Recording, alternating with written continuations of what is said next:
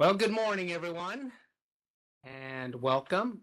My name is Patrick Duray, Chief of the Bureau of Automotive Repair, and I'm happy to open up our third of the 4 calendar quarter bar advisory group meetings.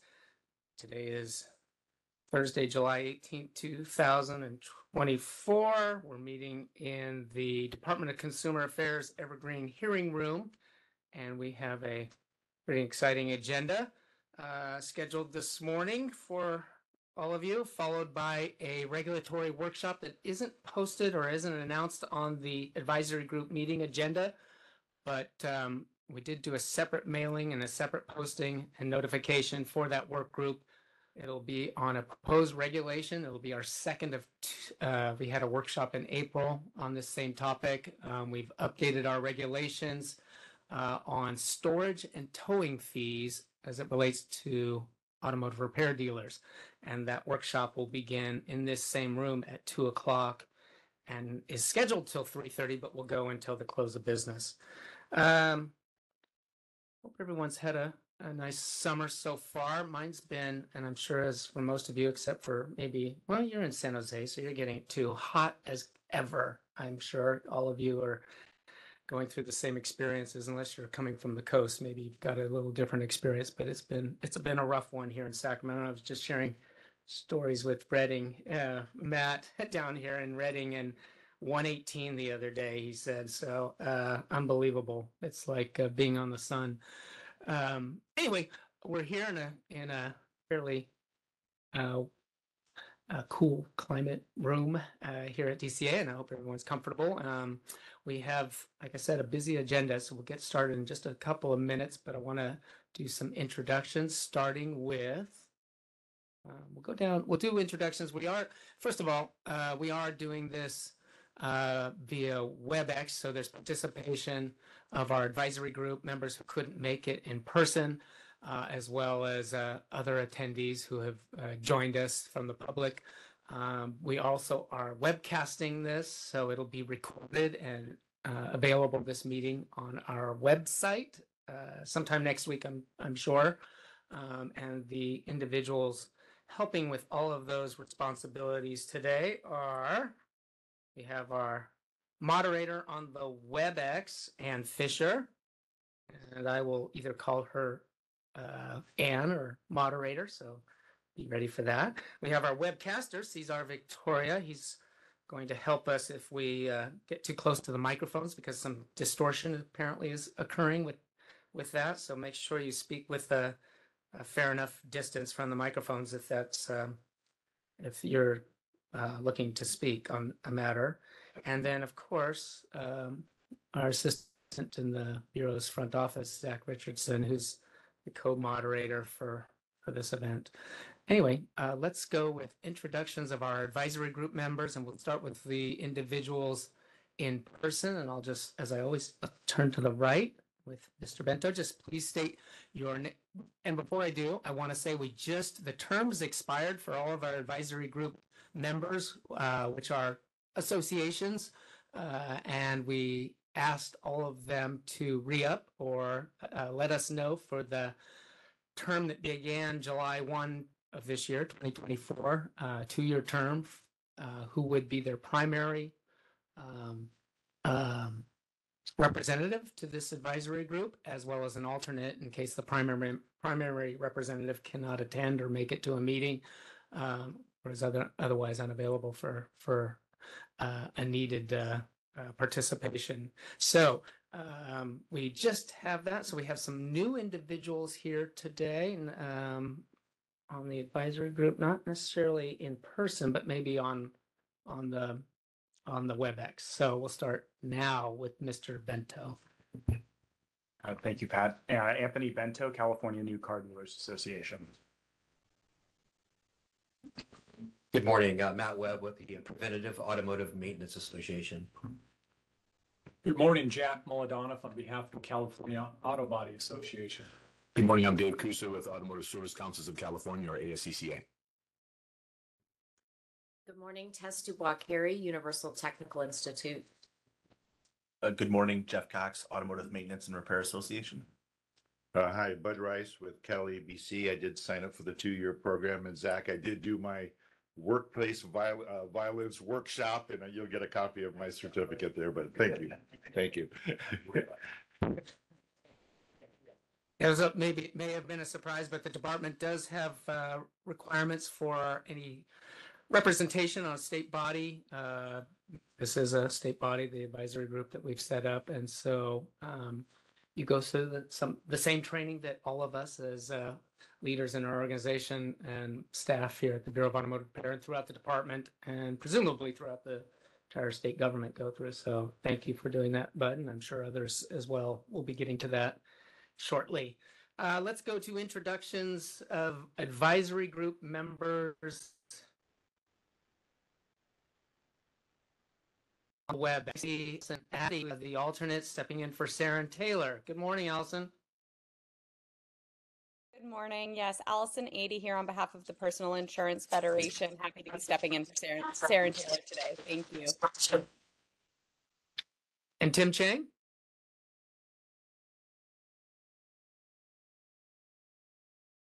Yeah, Tim Chang for alternate member for the Auto Club of Southern California. Good to see you. Anybody else? Advisory group members? Ruben Para. Ruben, thank you for being here. Ruben's California Automotive Teachers wasn't listed on the agenda because we hadn't heard from them at the time we needed to post the agenda. And in between the posting and today's meeting, we did hear from CAT, or California Automotive Teachers. Welcome back, Ruben.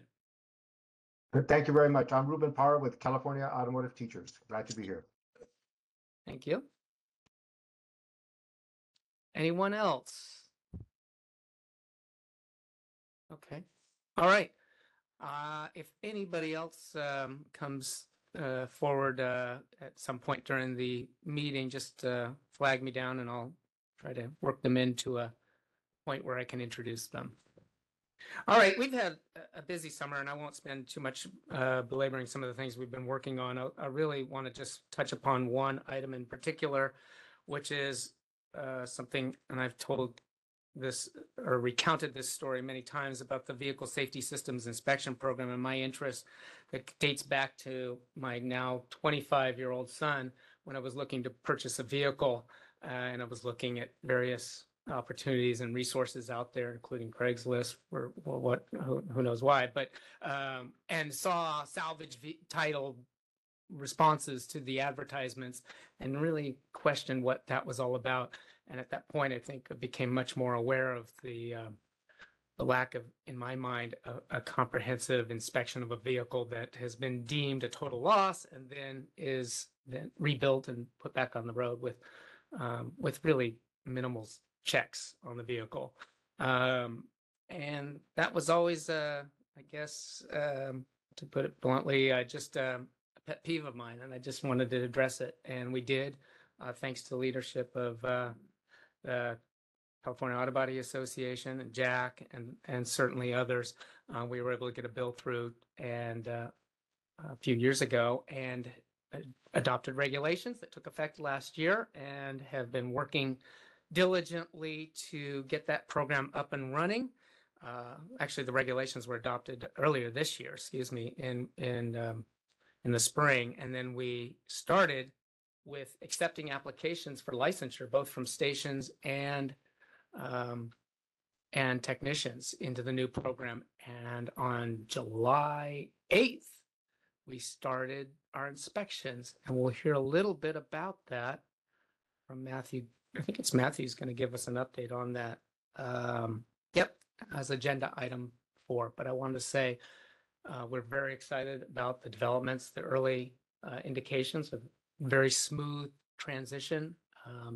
It is running simultaneously with the brake and lamp programs, and then we'll offboard or sunset the brake and lamp programs in September, and we'll just be flying solo with the Vehicle Safety Systems Inspection Program. But all indications are things are going well, so I'm really, really happy to be able to announce that today.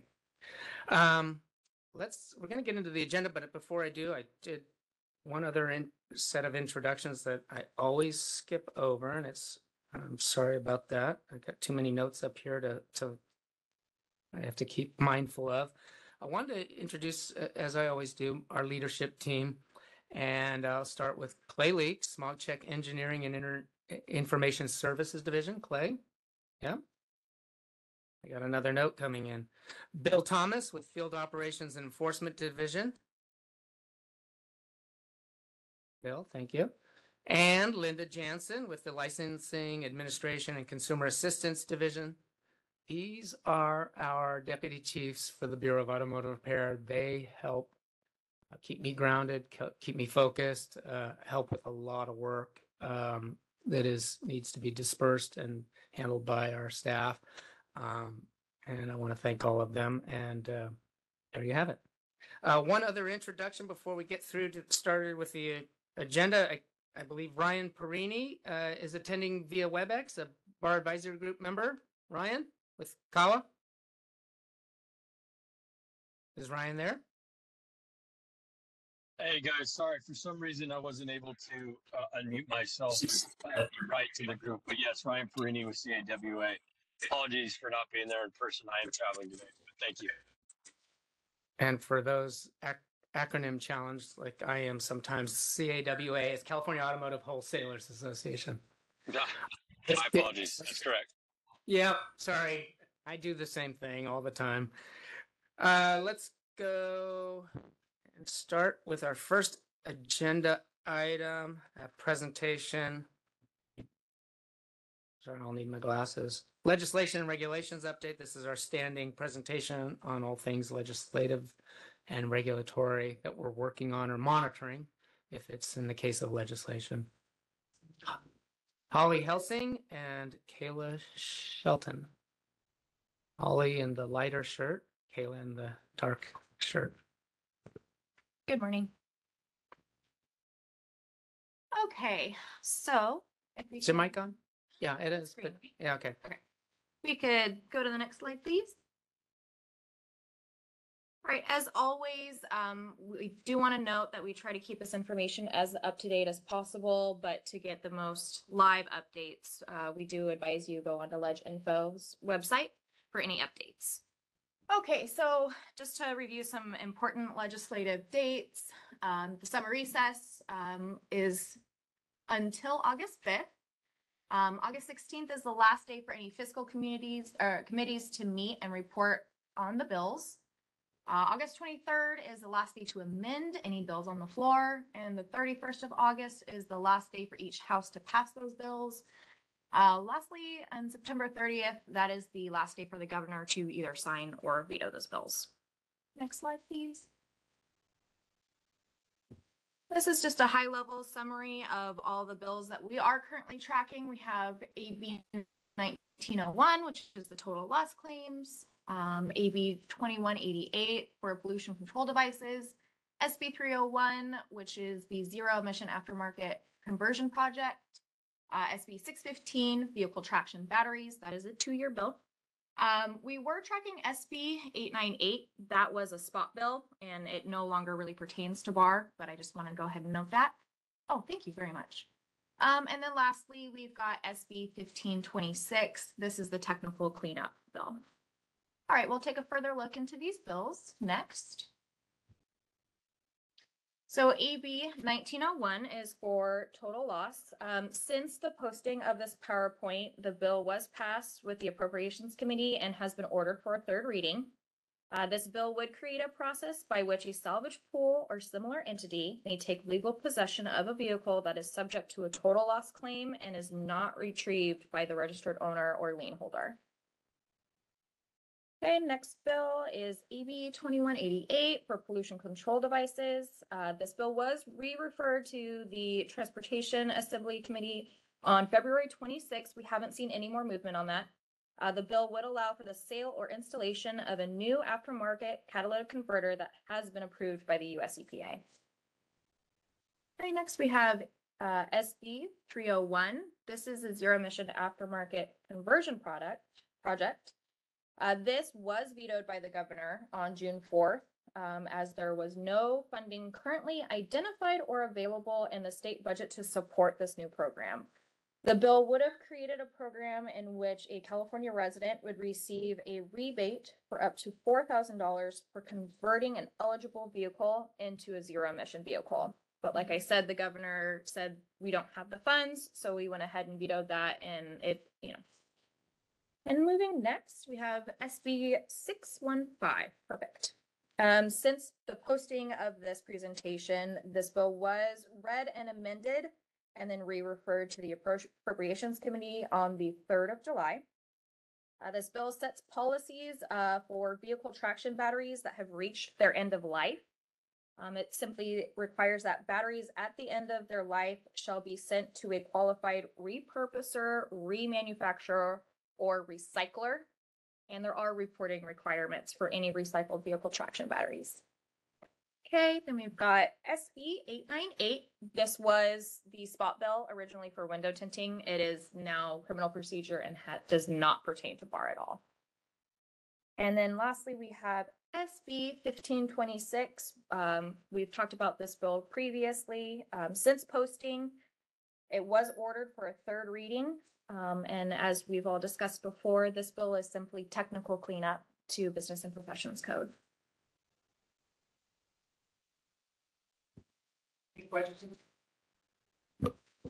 Any questions, legislative portion of the update? We'll just pause right here before we get into the regulations. Advisory group members, any other bills we should be tracking or aware of that aren't on our radar as of yet? Yes, Mr. Rice. Just real quick for my own, educational purposes here. You guys come and you tell us about these bills that are out there and what they mean and you try to give us kind of an overview as to what each of them are about. But does BAR have any opinion on any of these, or is there a role for BAR to play in any of these bills where you could say, we like this bill because, we don't like this bill because, and I would understand if you could not have a position, I could understand that. But from industry's perspective, we kind of look for partnerships that can help us with rules and regulations and laws where things can push the ball forward, and we want to help and support those things. And then things that we scratch your head and go, this makes no sense whatsoever. But we want to be able to voice our opinions either way. And in some cases, I think BAR also has a role to play. And I'm just not sure where industry and BAR can join hands together in things that could and should go forward and things that don't make sense. So I'm just asking. Oh, this is directed at me, I guess. I can answer if you'd like. I'm spacing out here. Hoping no one would notice. Yeah, it's a good question. First of all, the short answer is we don't have approved positions on any of the bills. It's that's a process to get to that point. We often provide, however, technical assistance, I guess, for committees who are looking at these bills. Certainly working with the industry, providing some guidance and perspective without an official approved position. There are certainly boundaries of my comments and even the Bureau's statements about a bill. They certainly can't get ahead of the governor and how the governor might be looking at it and how it might potentially interplay or have some overlap with another program, another department. So you have to be very careful about those issues. But we do, my perfect example, Vehicle Safety Systems Inspection Program. We worked a lot on that bill behind the scenes. Certainly we're motivated to see it go through, but we didn't have an official position on the bill that eventually brought it forward and onto the governor's desk. So it's a lot of, in my opinion, a lot of work that just has to be done, and we can talk about those. I mean, that's one of the reasons we bring them forward to you in this setting or this environment, is to be able to open up that discussion and have that back and forth dialogue. But you won't see an approved position to support or oppose or look for a modification of, and a public statement of that from the Bureau. Yes, Anthony. just one bill that it may be a little bit peripheral or outside the scope of the bar, but it does involve vehicle safety equipment, and that's the speed limiter bill, SB 961. That's the Wiener bill. You probably are aware of it. Okay. So it's something that it's still alive, and it's been amended. It relates to the requirement that new vehicles be sold with equipment that would provide notifications to consumers when they exceed a certain speed limit threshold. Okay. I did know about that bill, and we'll put it on our list. Thank you. Anyone else?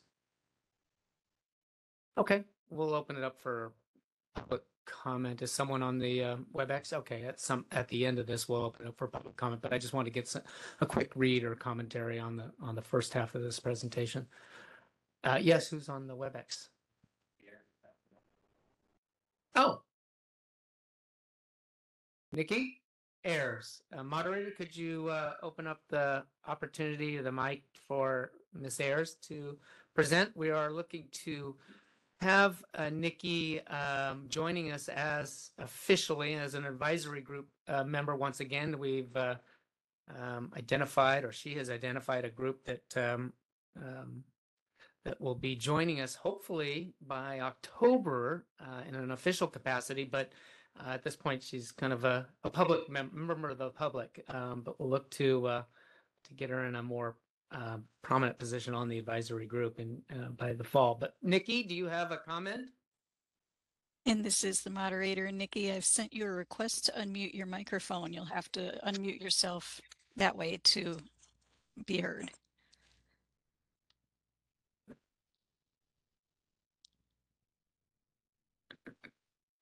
And did you get a pop-up on your screen or your device?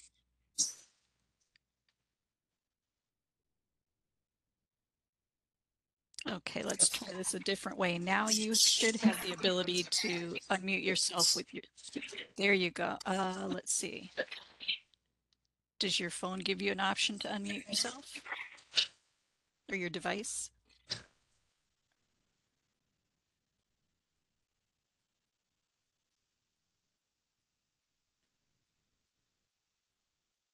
I'm for the technical issues.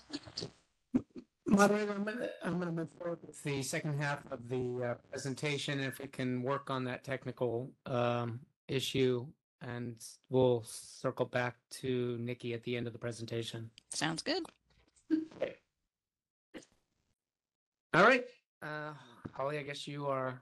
Mike, is this the transition period? You do Thank you. Kayla does legislation. You do regulations. Yeah. Okay. All right. I should have figured this out by now, but it's good to refresh my memory on that. All right, go ahead. Okay, so this first slide shows the regulations that were adopted this year. The Vehicle Safety Systems Inspection Program became effective March 27th, and the updated smog check inspection equipment and station requirements, our DAD package, became effective on July 1st. On the next slide, we list our pending regulation packages, which we will review. And I will go ahead and start with the Consumer Assistance Program increases. The intent of this package is to increase the Vehicle Retirement Program incentives and the Repair Assistance Program contributions, as well as allow the Bureau to increase those amounts every 3 years. This package also removes the eligibility restriction that currently prevents motorists from participating in the Repair Assistance Program more than once. And lastly, this unincorporates the Consumer Assistance Program application and lists the application requirements in regulation. This package underwent a 15-day comment period that ended on June 28th. We worked with DCA Legal, and it was approved to be almost ready to be submitted to OAL for an expected effective date of October 1st. And that's after having gone to initial 45-day public comment. Correct. And we were asked to, OAL asked us to address a couple of issues with the package, and it was minor in Yeah. nature, but substantive enough that it required an additional 50-day public comment. And no comments were received, so Yeah. we were able to move forward more quickly. The next one is the smog check readiness monitor limits package. This proposes to remove outdated subdivisions and prohibit a vehicle from passing an OBD2 inspection if its system reports not complete readiness status for gasoline-powered vehicles, model years 1996 and newer, and diesel-powered vehicles, model years 1998 and newer. This was submitted to the Business Consumer Services and Housing Agency. And once approved, we will file with OAL, and that will begin the 45-day public comment period. The next package, I'm going to ask Kayla to review. Yep. So the next package is the tear down disclosure requirements. We have talked about this one previously, but just for review, the purpose of this package is to add and amend definitions related to the disclosure requirements for automotive repair dealers. The package will clarify estimate work order requirements that require the tear down of a vehicle and require the disclosure of payment amounts from a third-party payer on the repair estimate prior to authorization of work. Or if the ARD does not know the amount to be paid, the ARD has to notate that on the repair estimate. It did come back from DCA review with some minor edits. Those edits were made and sent back over to DCA for final review. It's very close to being signed by the director, at which it'll then go to agency for review. Once we get their approval, we'll send it to OAL for a 45-day comment period. And then the last one we're going to review, this I won't go into too much detail on because as Chief Dore said, we are having a workshop this afternoon on the revised draft text, and we will go into detail on every single section of the proposed text. But basically, this package brings together existing laws that govern storage and towing fees under one unified regulatory section. Some of the main highlights are that fees charged for storage and towing of a motor vehicle must be reasonable. When fees may be charged, where a vehicle may be stored. It requires an ARD provide an itemized estimate and invoice for storage and towing fees. And ARDs must post the towing and storage fees access notice as well as their current daily storage fee rate. And also provide that rate to the Bureau annually when they renew their registration. Yeah, again, this afternoon we'll be going into great detail on that. And that is all we have to review for our regulatory packages. Does anyone have questions about those? And there are several other packages that are under development, and we'll get to those.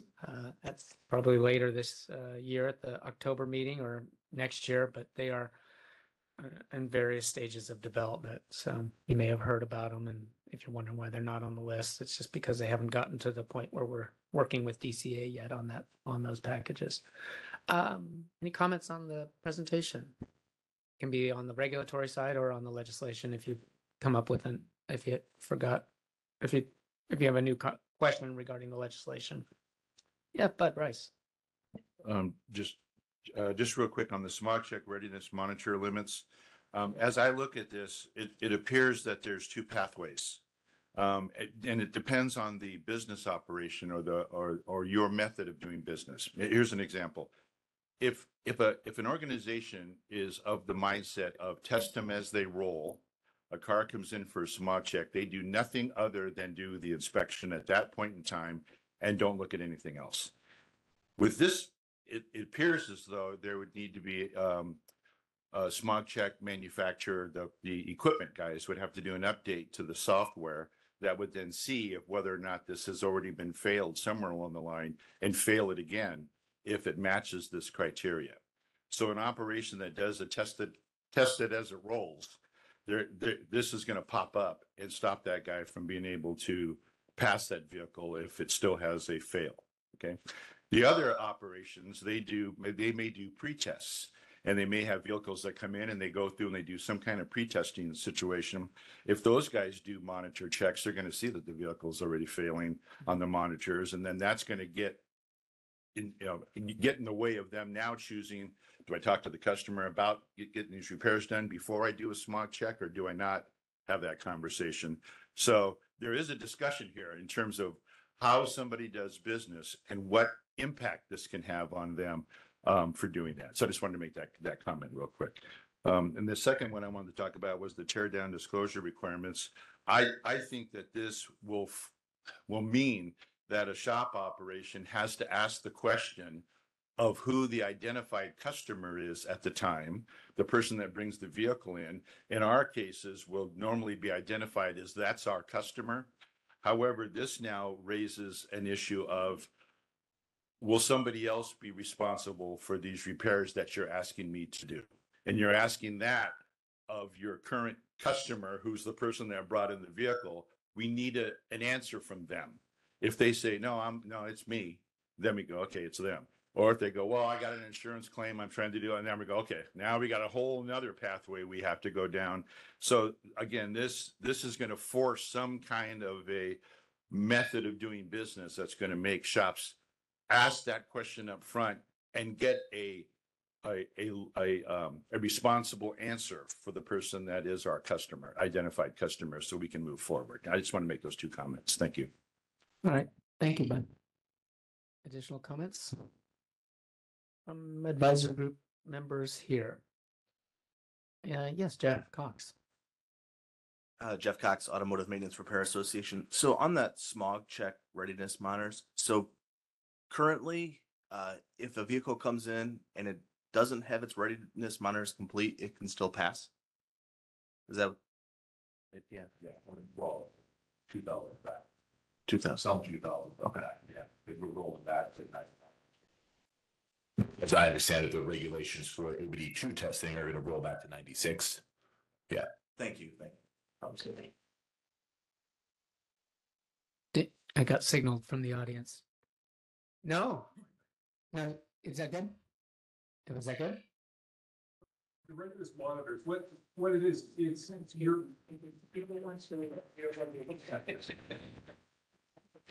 Just send signals to Dave and he'll answer it for you.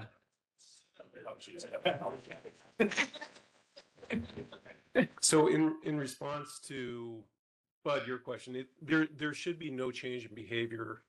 All stations should test the vehicles as they come. And so with respect to I think part of it you were talking about the permanent DTCs, where a vehicle, once it fails, it has to reset itself. It has to pass the tests on its own before it could pass. But again, a smog check inspector should just perform the test, and the equipment will pass and fail as necessary.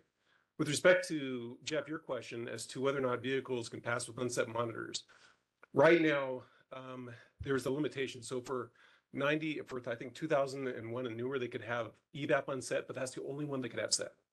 For older vehicles, they could have one monitor unset, but any one monitor. So what this regulation package does is it allows us to set it down to 0 where the technology can meet it. Because anytime we have a vehicle that passes with unset monitors, there's the potential for an undiagnosed repair that needs to happen. But right now, the current regulations don't allow us to go there. So we're trying to get the flexibility to test the vehicles appropriately to maximize emissions reductions. Yeah, that makes perfect sense. Thank you. That was Garrett Twigerson, our chief engineer at the Bureau of Automotive Repair. All right. Good. Thank you, Garrett. Anybody else? All right. Any advisory group members on the WebEx? Any comments relating to this presentation? All right, we'll open it up for public comment on this agenda item only. Anyone in the audience? Well, I'm looking in the audience first here in person, and then I'll switch over. Okay, it doesn't seem like we have anyone here in the room. Let's open it up on the WebEx. Moderator Ann, could you see if there's any public comment on this agenda item? Certainly. If anyone on the WebEx would like to make a comment on the presentation, you can raise your hand by clicking once on the hand icon. And if you are a call-in user, you can press *3 to raise your hand. And let's see, let's circle back to Nikki Ayers. Nikki, if you would like, I can send you another request to unmute your microphone.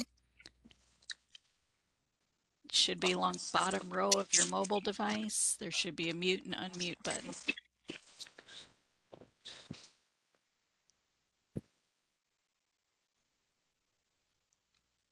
And Nikki, I'm not seeing that you're able to unmute your mic. I'm sure you are welcome to check in with the Bureau by email or mail. Are there any other requests to speak on the legislation regulation update?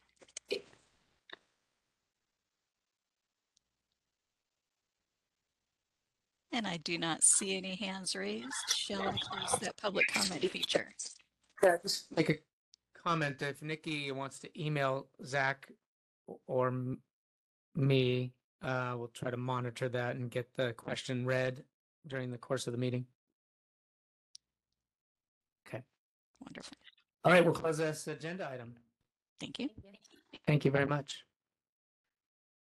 All right. Our next agenda item, David Kusa, Automotive Service Councils of California, are you going to go down the, okay. Going to give us a presentation on the Education Foundation at ASCCA. Thank you for joining us on the other side of the dais here. That's better. Good morning, Pat. Thank you for the opportunity to make this presentation. So most of you know me as the representative for ASCCA, but I'm also a shop owner. My shop's in Campbell. And one of the other hats I wear is as president of the Automotive Service Council's Educational Foundation, or ASCEF. So next slide, Zach. So ASCEF been around for about 20 years now. And what we do is, everybody understands we have a issue with new technicians coming into our industry. So one solution that our association came up with the foundation is to provide scholarships to students in community colleges and other training facilities for to help them get equipment, help them to get paid tuition, whatever it might be, to help them be better through this program and get people into our industry. So we do that basically through a vehicle donation program, which we call Cars for Careers. Been pretty successful. Go ahead, Zach. Thanks. Just the list of scholarships that we currently have. Scholarships are available or are set up by some of our industry association chapters. Others are through the foundation itself. The named ones are either to recognize and honor industry luminaries from the past, association luminaries that were key in moving our industry forward. So we have many named scholarships after some of those people that have helped us out a lot, and like John's Automotive or Malin Newton with ESI, some internal scholarships that they've created. Next slide is our board of trustees, and the reason I wanted to bring this up is we do have a lot of shop owner ASCCA members that are on our board of trustees, but we also enjoy some great support throughout the industry from Worldpac and Kukui, Parts Tech. Rachel's going to be one of our newest trustees that should be coming in this year. Malin Newton with ESI, industry trainer for that many of us know throughout the years. So so it's not just an ASCCA thing here. We do have some great support. NAPA supports us with they have an online training module that they allow the scholarship winners to have access to at no cost to them, so they can continue their training and excel in their career. So that's how NAPA is supporting us. So on the next slide, a little bit of what we do in the community. We're very active in Skills USA with testing and judging and helping with equipment and vehicles. I'm a member of a advisory board with Ruben and Skyline. Many of our members are advisory boards at other colleges and high schools, so we do participate in that respect. We also are consistently participating in the California Automotive Teachers Conference that they have biannually here in California. So we attend and talk about our foundation and scholarships, and hopefully get some interest through the teachers at the schools to let the students know, hey, this is available, right? And I should have created a slide about how to apply it, but I'll talk about that. So just a little bit of history. 1998 was when we first started this out with just one shop. Glenn Davis and Marion Dave Chemnitz were instrumental in getting the foundation going.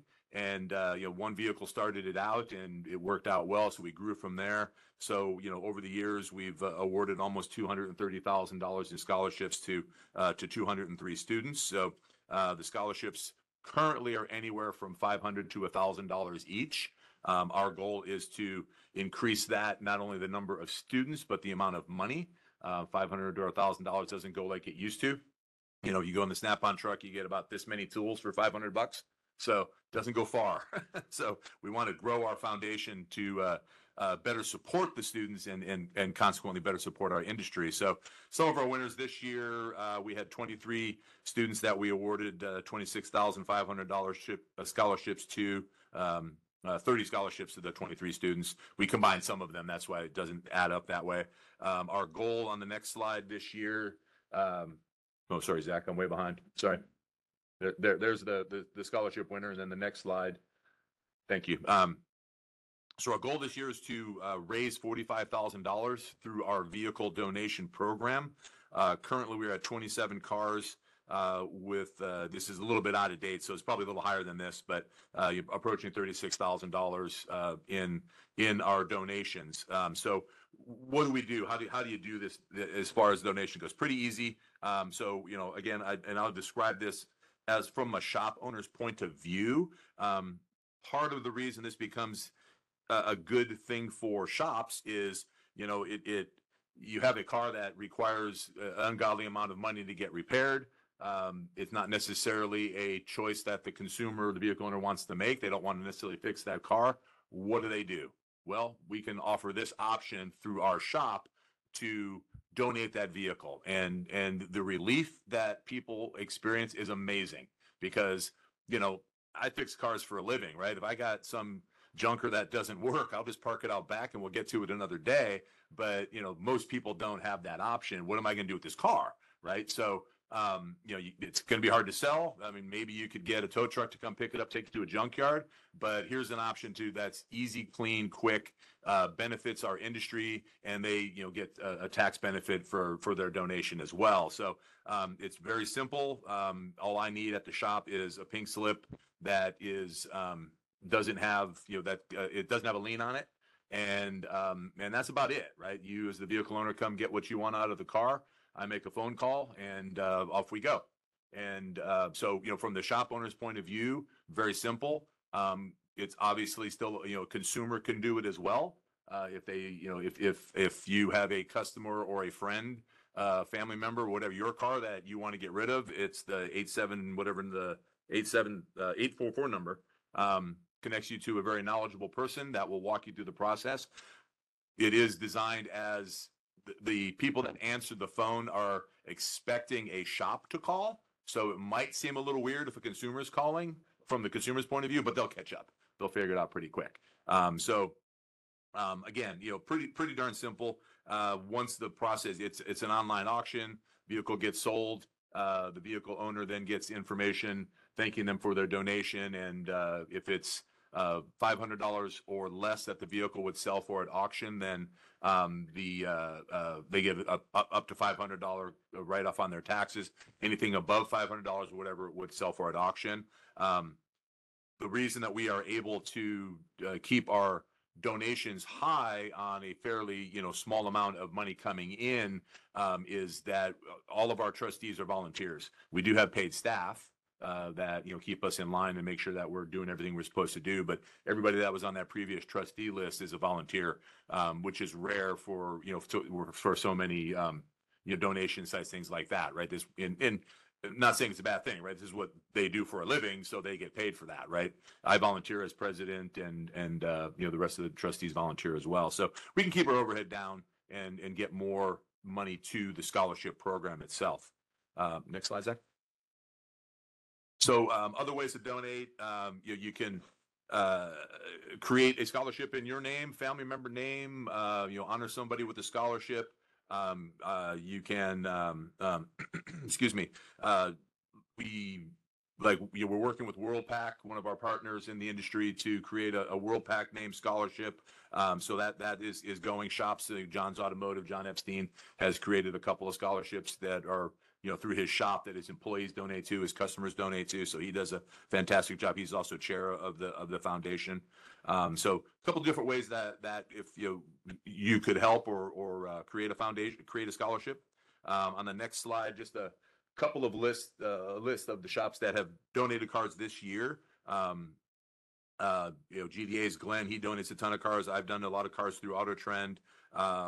Craig Johnson has donated a number of cars. So it's easy. We do it and we get it done. And there's always a concern. One of the main reasons I experience when I'm talking to other shop owners about this is they are concerned that the consumer is going to think they're trying to steal their car, which is, but I've never had that problem. Right. It's never feedback that I've heard or had pushback from anybody. And I've donated dozens of cars over the years, probably close to 100 cars through my shop over the years. So, and everybody has said thank you.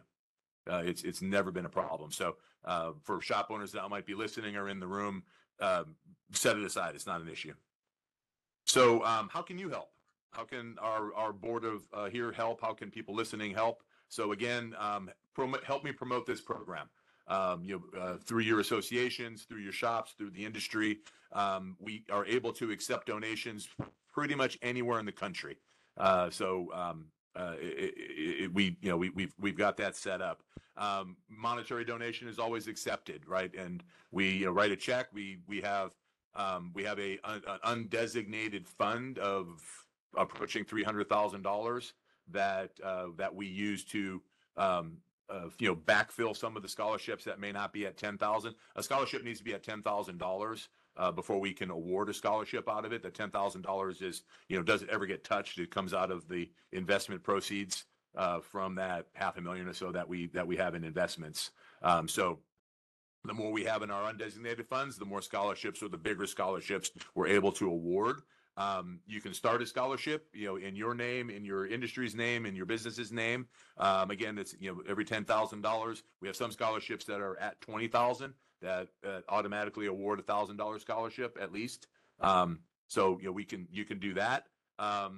Through this, again, through post-secondary high schools, promote the program, it's amazing how many students don't know. And there are lots of scholarships available, and it's really easy. It's GASS. I don't remember what the acronym stands for.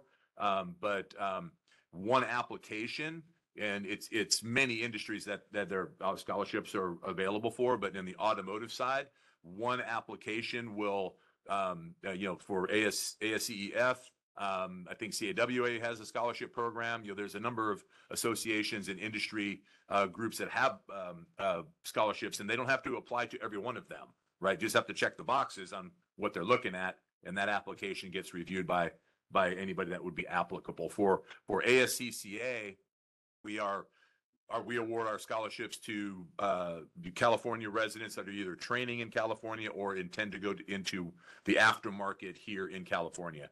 We will see some applications for people that are desiring to go work in a dealership, which is fantastic. They won't qualify for our scholarship, but there are plenty others that they would. So I've seen the lists, and the diligent student that does a good job and meets the criteria can get be awarded quite well to help them afford their training and their schooling. And then lastly, join our board. We're open to anybody. You don't even have to be in the automotive industry, right? We would really like to have someone that was a grant writer that can help us apply for grants to promote or to grow our scholarships. Rachel from Parks Tech, she is a events coordinator, so she's going to help us maybe some fundraising events, things like that. So we're open to really just about anybody that can contribute. It doesn't require a lot of time. It's certainly not going to get paid, but you will help the industry and make our industry better so that someday all of us can retire. So next slide shows who to contact. Kate Pizer, she is our main staff member at AM Group, Automotive Management Group. Association Management Group. And then my phone number, John's phone number, and then of course the phone number to donate. And that's it. Thank you. If anybody has any questions or comments I can answer, if you want to chat later, that's fine too. Thank you, Dave. What an exciting program. And I want to do what the Bureau, as much as the Bureau can, to support this. Obviously, having you here today is a big step forward in that effort. We'll look at doing, and we've done this with other programs designed to get word out about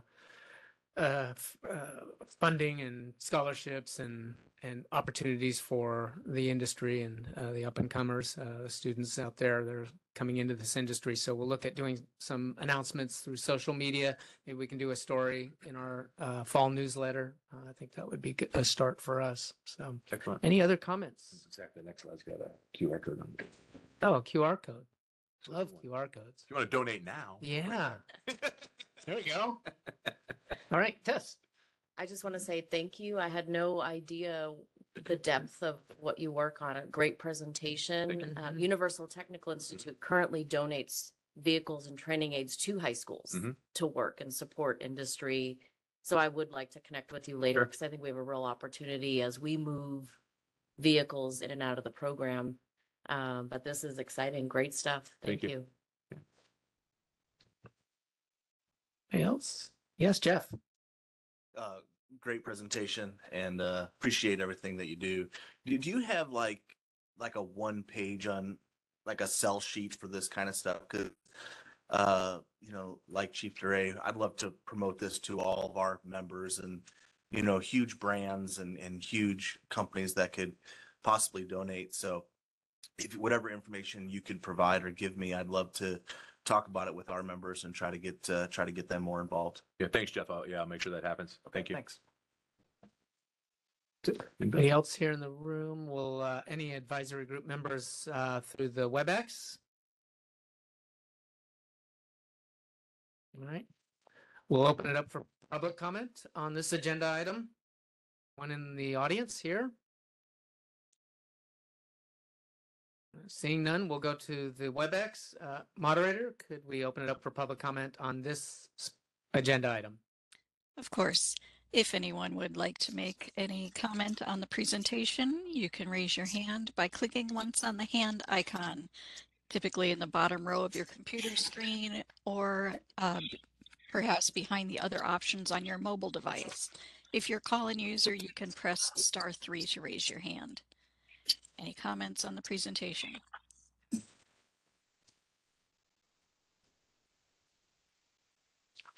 Chief. Yep.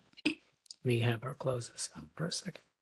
Yeah, I do not see any requests for comment, so I'll close the public comment feature. Yes, you can, and I will circle back to the advisory group here, and I see a hand raised from Bud Rice. First off, Dave, great presentation. I agree with Tess, and you and I have some miles behind us here, and I've always liked and appreciated the work and stuff that you've done with your group. For the people in the audience here, there are a number of other things that are in play that you touch on a little bit, but the problem's bigger, okay? And for those that don't know, BAR has a BAR advisory group that's for education. I spend time on that as well. And some of the things that happen is high school automotive classes are shrinking dramatically. And it happens for a number of reasons. Obviously, budgets are one of them. Another one is that when I was in school and I was in auto shop, as a student, I went to an auto shop class. The teacher was a tech guy that was in the field, maybe spent 15 years in the field, and he was showing kids how you fix cars and how things work and how the systems work. And then California goes through a situation where they say, okay, well, that's nice, but we want fully accredited teachers if they're going to be teaching our students. Well, that completely eliminated all these hands-on guys that were teaching these shop classes. So all of them had to go. And then the high schools go, well, we don't have any teachers, so I guess we can't have an auto shop thing. And then the next thing you know, they got plants in there instead of fixing cars. You got plants in there. And then over time, the schools that had auto shops became less and less and less. And the ability to now try to turn it and go the other way is very, very challenging, right? So you almost have to look at this in two ways. Where can we make an impact with what we got? And I think that's what you're doing, Dave. And Tess, I think that's what you try to do as well. Public and private. What can we impact that's available to us today? But taking a step back, we have to go, how do we get the wheels back going here again? And how do we start putting those things in place? So I think it's a two-stager, but I appreciate the work that both of you guys are doing on the one side. So I Yeah, just thanks. wanted But to say that. in that respect, every year there is a career technical education training bill that comes up, and every year it gets shot down, especially when, we have budget constraints. So, going forward, when we have consumer training, CTE bills, more support from our industry might carry some weight. And it's technical training across the board, it's just not automotive. But if 10% of that ends up going into our field, then all the better than none, right? Right. So they're never controversial, they just never pass. Everybody says we need it. Thank you. Anybody else? All right. Thank Right. you, Dave. Thanks again, Pat. Great Appreciate it. presentation. Thanks, Yeah. everybody. All right, our next agenda item, we've got a presentation on the Vehicle Safety Systems Inspection Program and the rollout, where we stand thus far. Matthew Gibson from our executive office. Good morning, Matt. Morning, Pat. Thank you.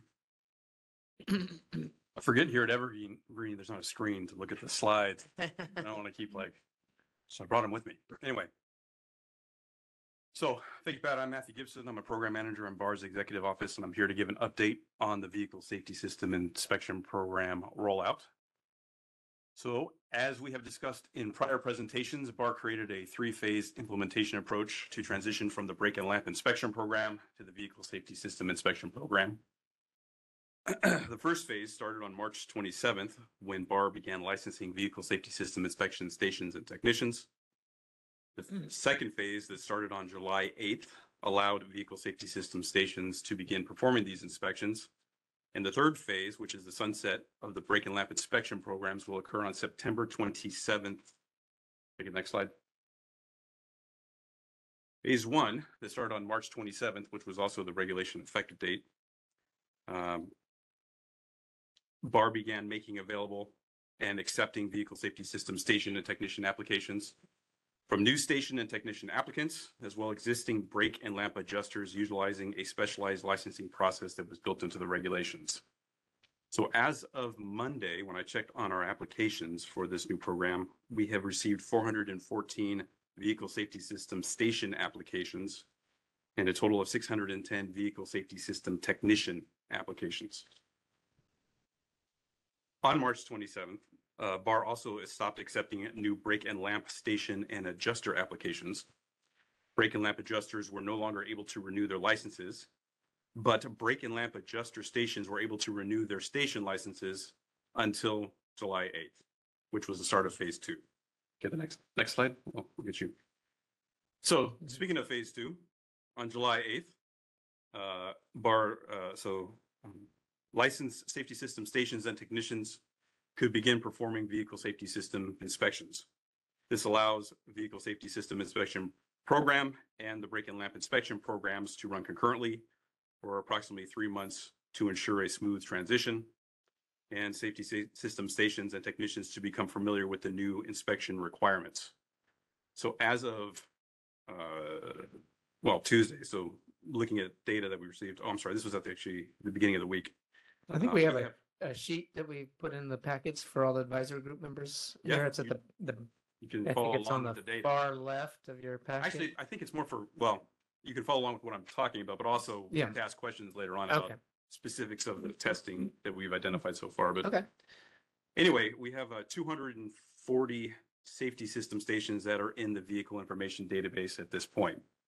I would say, though, that not all 240 of them are actually cleared to perform the inspections yet, primarily because some stations have failed to complete their station participation agreement with our contractors so that they can purchase not lamp and brake, but vehicle safety system inspection certificates of compliance.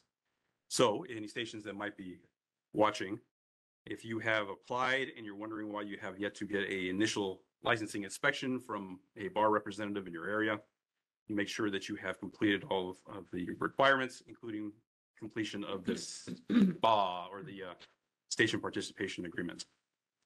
Additionally, as of earlier this week, we have a total of 487 safety system technicians in the vehicle information database as well. So, related to phase 2, on July 8th, BAR began limiting the number of brake and lamp certificate books that can be purchased, and brake and lamp stations are no longer able to renew their licenses. To the next slide. So on September 27th, or 6 months after the regulation effective date, the brake and lamp inspection program will end. DMV will no longer accept brake and lamp certificates of compliance for registration purposes, and BAR will collect and refund all unused brake and lamp certificates of compliance. And I wanted to highlight our program and implementation information.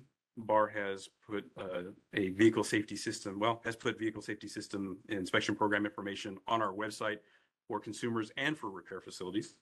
And specific to the information available for shops, they would, if they went to that page, the safety system page, they would find the steps to obtain a safety system station or technician license.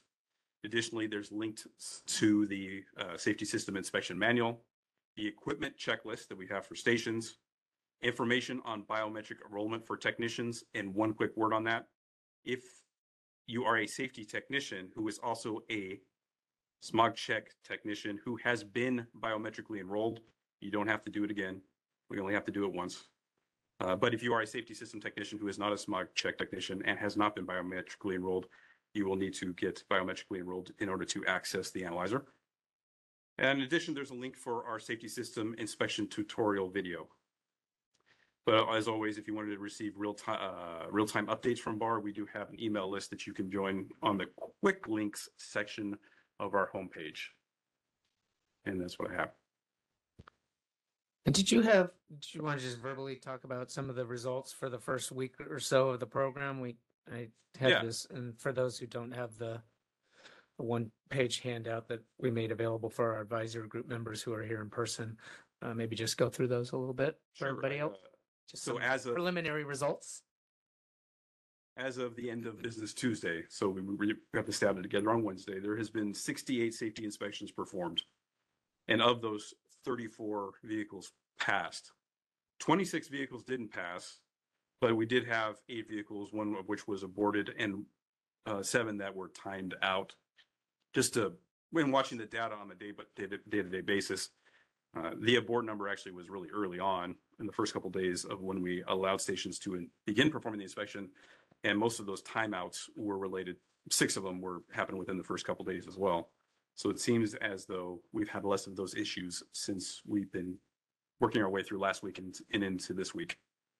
In total, we have had 39 passenger vehicles inspected and 29 trucks vehicles inspected. There are obviously multiple types of vehicles that get inspected as part of the vehicle safety system inspection program, including motorcycles and trailers and heavy duty vehicles. And none of those have yet showed up in our program for an inspection, again, as of Wednesday morning. And we have had failures in every category for the vehicles that have been inspected.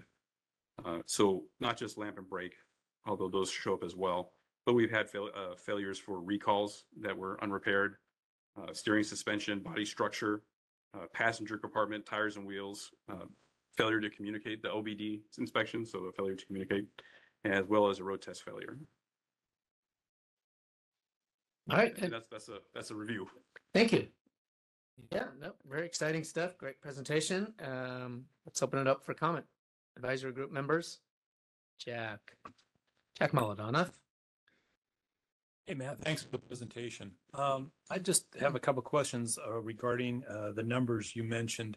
You said that as of today or this week, you had 415 stations licensed so far? We have 415 applications that we received. Oh, and that was as of when we pulled the data on Monday. So Okay. presumably, hopefully there's more, but there's Yeah. 415 applications. And then applications for technicians, you said 610? Yes. Okay, I was just trying to get an understanding, or at least compared to Break and Lamp. How many Break and Lamp stations do we have?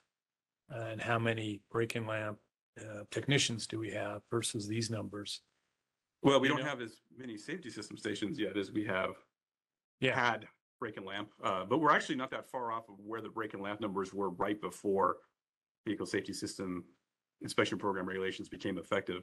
But I would say that when I started working on this project, we had closer to 700 to 700 Break and Lamp stations. Okay. When we started looking at the total number statewide of the amount of inspections that are needed on an annual basis, it looks like we could do it with somewhere around 500 stations. Okay.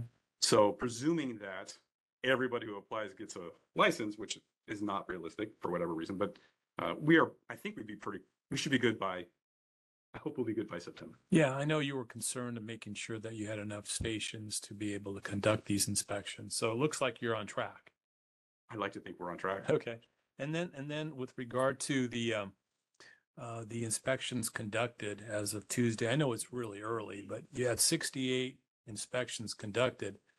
34 certificates were issued and 26 failed inspections. It seems like, and again, I'm trying to compare versus Break and Lamp, that percentage seems, there's a lot of failures here with the 68. I know it's early, the data's early, but how does Break and Lamp, compare in terms of percentages?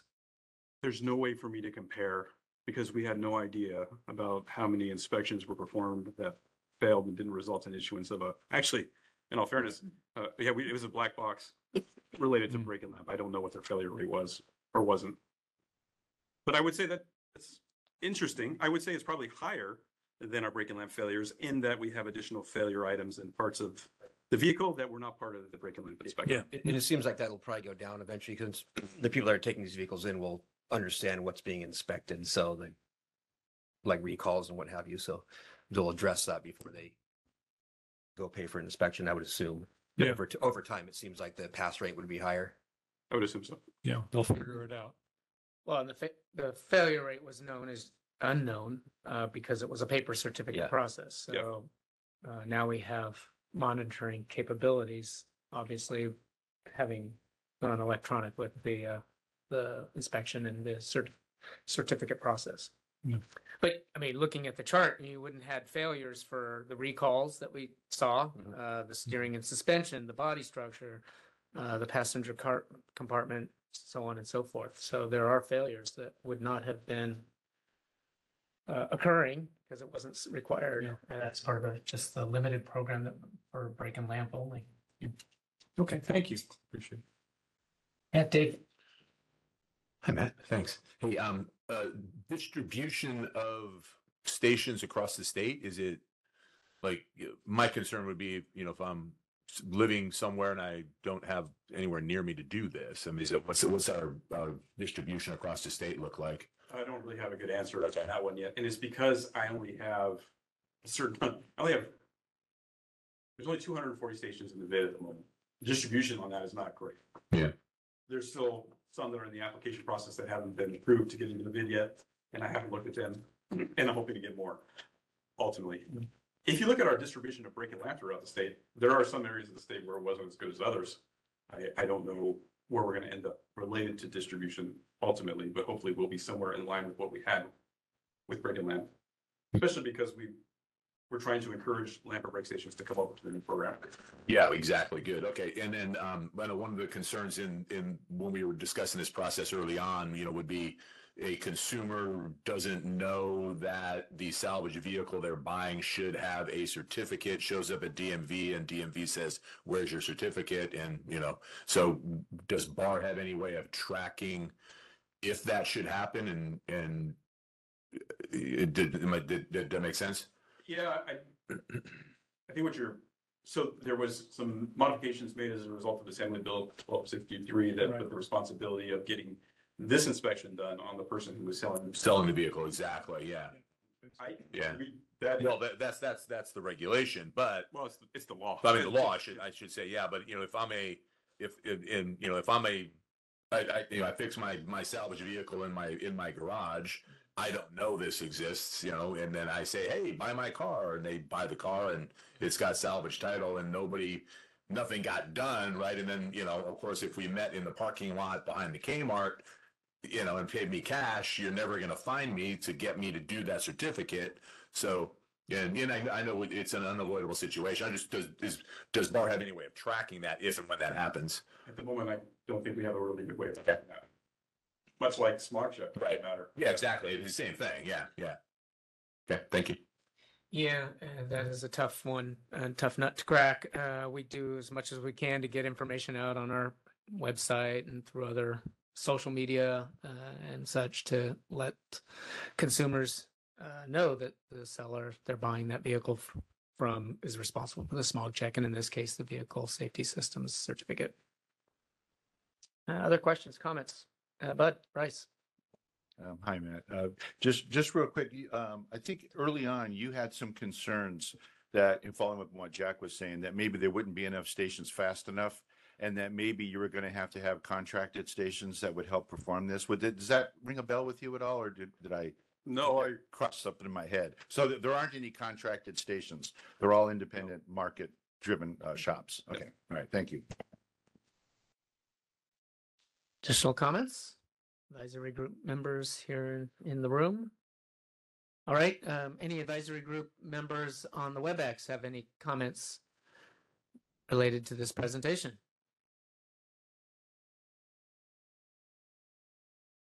All right. Hearing none, we'll now open it up for public comment in the room on this agenda item.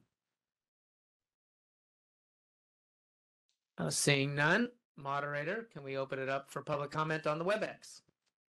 Of course, if anyone would like to make a comment on the presentation, you can click once on the hand icon to raise your hand, and our call-in users can press *3 to raise their hand. We do have a request from Jean Lopez from Siders Collision Centers. Jean, I'm going to send you a request to unmute your microphone. And you're unmuted. Morning. It's Gene Lopez from Siders Collision Center. Matt, great presentation. Thank you very much.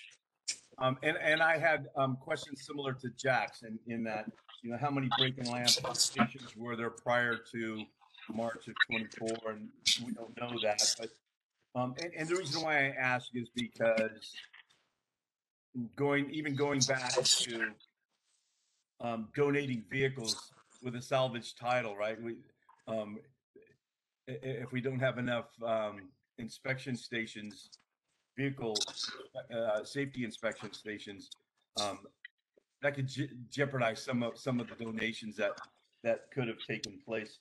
And this is a weird, maybe trivial question, but can a vehicle safety inspection station inspect their own vehicles? It seems. I hate to infer that someone would cheat on the safety inspection, but is that possible? Is it possible for somebody to inspect their own vehicle? If they're a licensed vehicle safety system technician working at a licensed vehicle safety system inspection program station, then they can certify a vehicle that's theirs that requires inspection. Yeah. Okay, cool. And then, what consists of the road test? You mentioned there was a road test. Yeah, well, the road test has various parts to it. I mean, some of them were, I wish I had the manual with me, or remembered, but one of them had to make sure that the horn worked, right? But it's also making sure that it meets the stopping distance requirement. And one of them, part of it had to do with the controllability of the vehicle. And there was a really clever way that I wrote that so that I got through the attorneys. But basically it had to do with whether it's driving this car, you can control it or you cannot, or it's not controllable in a way that made it unsafe. Okay.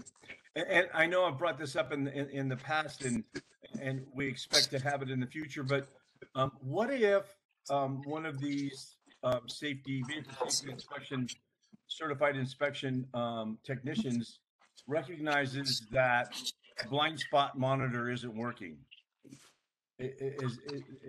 Can he or she not pass that vehicle?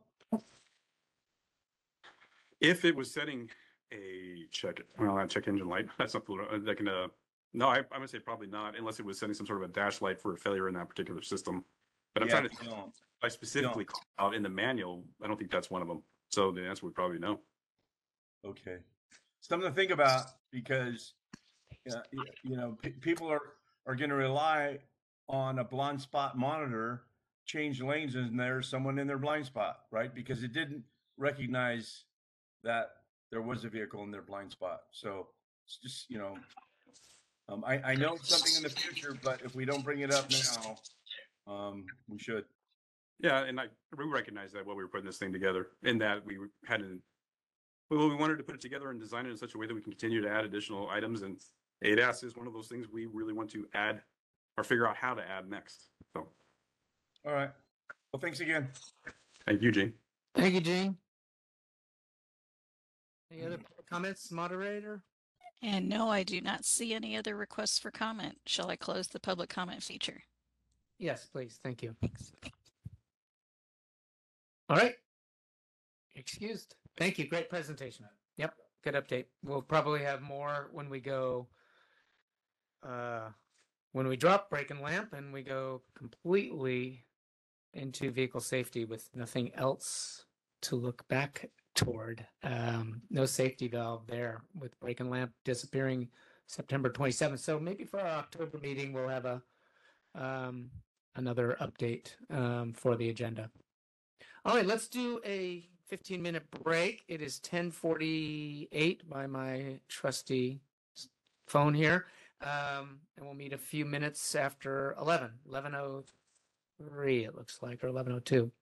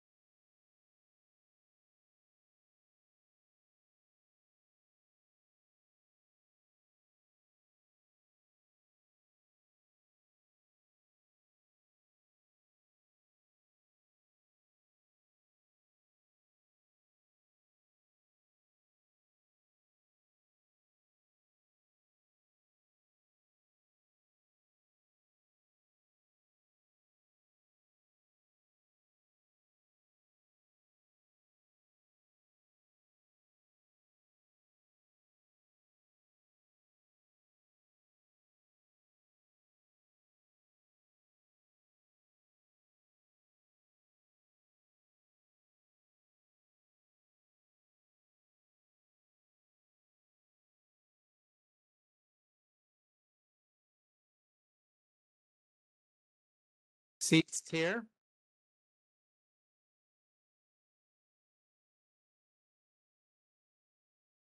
All right, welcome back from the break. That 15 minutes goes really fast. We are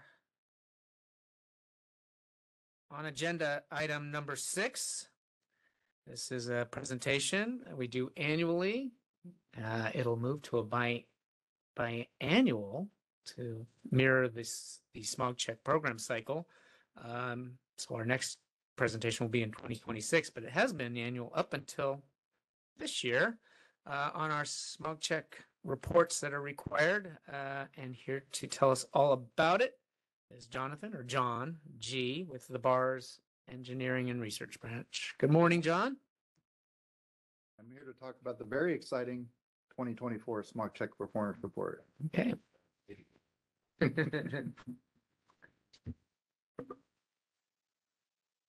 All right, first slide, please. All right, the Smog Check Performance Report, or SCPR, is required by California Health and Safety Code, Section 44024.5B. The 2024 Smog Check Performance Report meets the annual reporting requirement for calendar year 2023 and is based upon data collected during 2022 and 2023. It's an annual assessment of the Smog Check program that includes the analysis of roadside inspection program data versus Smog Check program data and their vehicle failure rates. It also estimates the potential additional emissions reductions we could get from the program. And it also includes an independent review by UC Riverside Center for Environmental Research and Technology, or CSERT. Moving forward, the Smog Check Performance Report will be reduced to every 2 years, as authorized by AB 1263. So we won't be doing this again until 2026.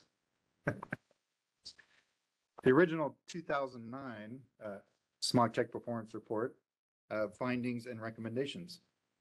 The original finding was many of the vehicles that initially failed during the previous smog check cycle were not actually repaired correctly, or only temporarily. The recommendations were refine the station performance algorithms for increased enforcement, incentivize high station performance, perform confirmatory testing immediately following certification through either the roadside testing or on-site testing, and to continue roadside inspections to audit the smog check, how smog check's doing, and target low performing stations. Next slide, please. This graph here is a failure rates by vehicle age. So in the horizontal column, we have the vehicle age going from 0 all the way to 23 years old. And we have the failure rate on the vertical axis. The dark line, the bottom one, that's smog check data. So that's smog check failure rates. You can see those increase as the age of the vehicle also increases. The red line is roadside failure rates. And you can see those are quite a bit different, much higher as the vehicle increases in age.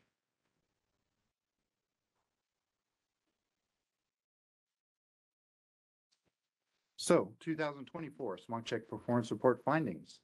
The 2022-2023 roadside failure rate was about 14%.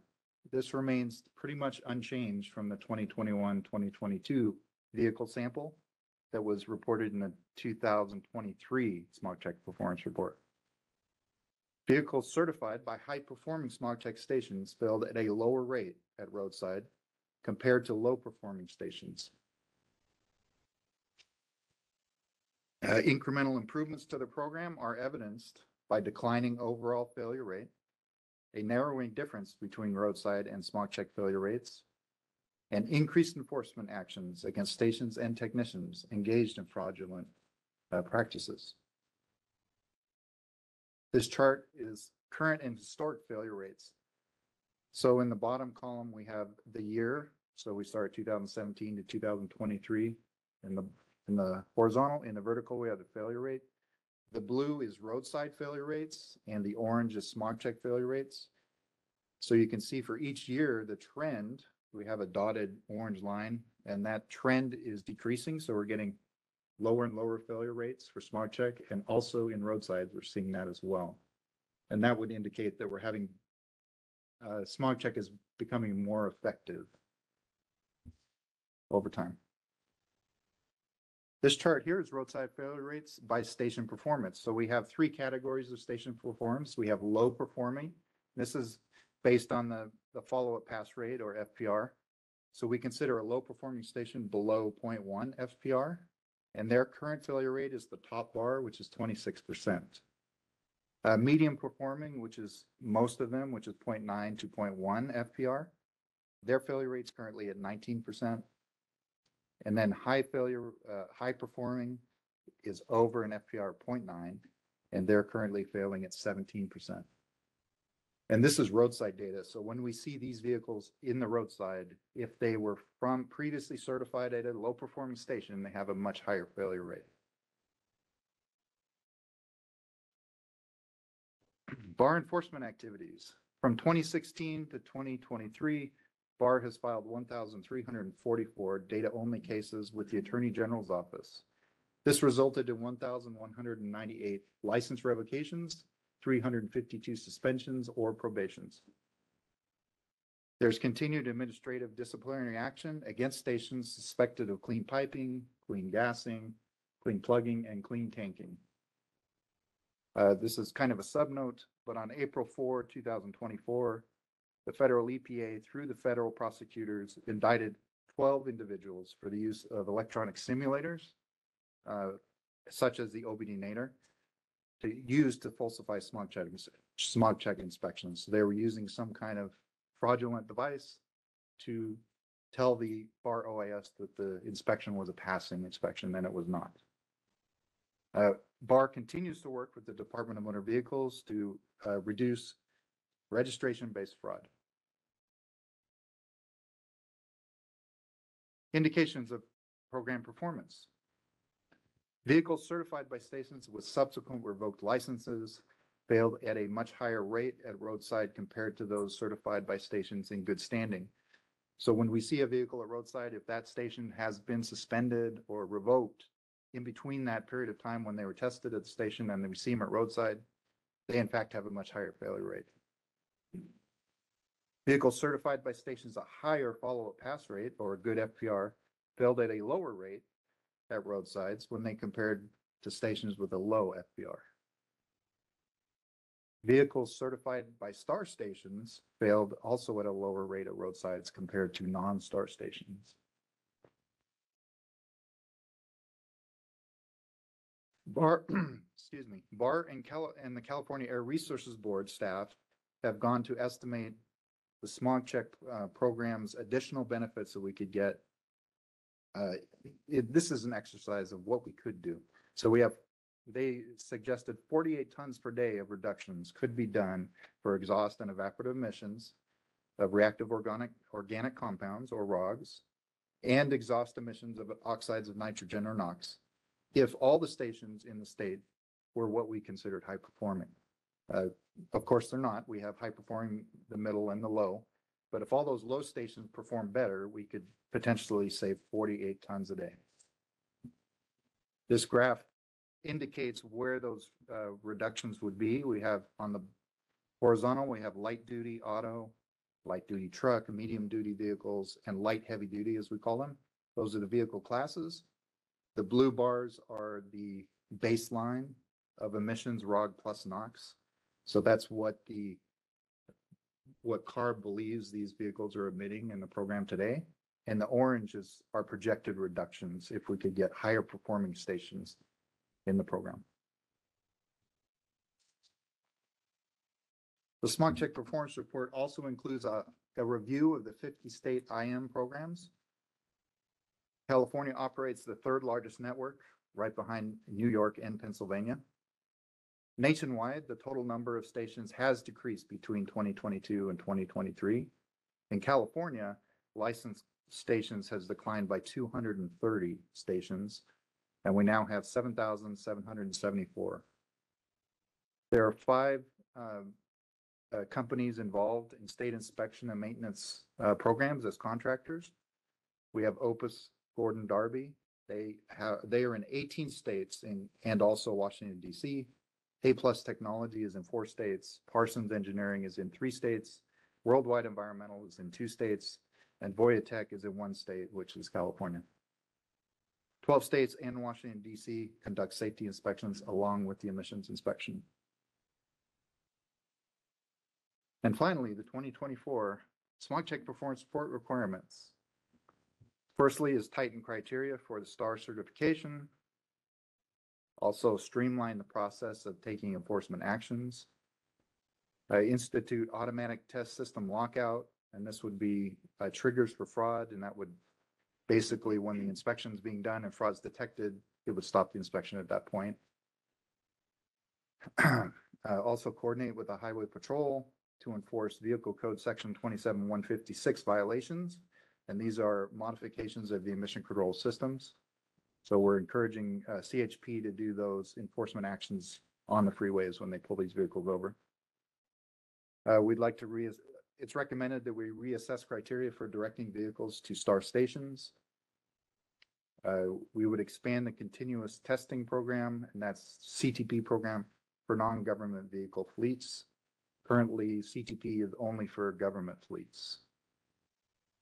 We'd allow official tests and pre-tests of onboard diagnostic kiosks. So this would be a kiosk that any consumer could use to test their vehicle. They could pre-test it and maybe even certify it. So that was the recommendation. And it's also recommended that we coordinate with CARB to conduct surveillance programs, estimate emissions benefits of the Smog Check program, and update CARB's emissions estimation models. There were also recommendations for the roadside testing that we do. It was recommended that we end accelerated simulation mode, ASM testing at roadside, that's bar 97 testing. Also eliminate testing of diesel powered vehicles at roadsides. It was recommended that we try to increase participation. We have a fairly high refusal rate at roadsides. It can go anywhere from 30 to 50%, depending on the location. It was recommended that we try to use remote sensing equipment as a supplement to the actual roadside pullover. We could conduct special projects to assess diesels and evaporative emissions because it was suggested we remove diesel, but we don't want to totally throw diesels out. But it is very difficult to collect diesel numbers because there's such a small part of the population. So it's very hard to get significant numbers of diesel inspections. And it's also recommended we expand testing of age exempted vehicles. This would be new vehicles that have the 8-year exemption. We're going to include more of those vehicles in roadside testing. So we have an idea of what they're doing in the fleet. The US EPA report is not part of the Smog Check Performance Report, but it's also a report required by regulation. So I'll just go over that briefly. This report is a compilation of statistics of the Smog Check program. It's required by federal regulation, and it's submitted to the US EPA by CARB. Data for the report is assembled by BAR and transmitted to CARB, who then transmit it to US EPA. The report is used by the US EPA to examine regional differences in vehicle inspections and their maintenance programs. They also keep track of what changes we make to the program. Every other year, the report includes a summary of changes to the program, procedures or regulations. So that's every other year. This year was the standard report. Next year is the more complex, or what changes we made to the report. And this year we sent it to the CARB sent it to the US EPA on June 17, 2024. A copy of that is available. It's not on the website, but anybody that wants to look at it can request, and we'll give them a copy of that report. Smog Check Performance Report is available on the website currently, on BAR's website. All right. Thank you, John. Good presentation. And we will open it up for comments from the advisory group. Anyone here in the room? Dave Kusa. Thanks, John. The expand testing of age exempted vehicles, do we do that at all now? I mean, do any less than 8-year-old vehicles get tested at all? Yes, they do. Okay. We had kind of a stratified approach where we're trying to get as many old vehicles as possible. Yeah, no problem. So we tried to get as many older vehicles as possible, especially with the ASM testing. But now we're trying to get just a random sample. Okay. What if We are doing new vehicles. what if they fail? There is no repercussions on the roadsides whether they fail. Okay. We inform the consumer. Mhm. That is it. Okay. The reason I ask is, the 8-year exemption specifically is I've seen some ridiculously modified cars that are brand new, knowing they're not going to have to be smog for 8 years, knowing the person's not going to own it for 8 years, Yeah. probably going to crush it in 8 years because it can't be switched back, right? So, and this might be outside of BAR's purview, but given if that data presents itself in expanding the exempted vehicle inspection, is there any chance of rolling back that 8-year exemption? So that's the exact reason we're looking, is because we have no visibility at this point, what's happening in the new vehicle fleet. So we're just collecting the data now and seeing if they're failing or not. Okay. What happens, that's kind of outside of my realm. But at least if we collect the data, then we can make decisions on maybe rolling that back or changing that. But again, that was the legislature that mandated those exemptions. Good, thank you. It's more than on the roadside's more than an OBD inspection on those newer vehicles. Then it is. It's Oh, for- so we don't even do the looking for the modifications. Yeah, we can, in some cases, though, we can see the data will indicate. Oh, yeah. Oh, okay. Yeah, sure. Data, The but data's like- we don't. We don't. No, we don't open the hood at Yeah. this point, but Yeah, but software, I mean, if you got a car that's so loud, you can, Right. not stand next to it, there's something. Okay. Yeah, modified. exactly. Yeah. Okay. Thank you. Anybody else?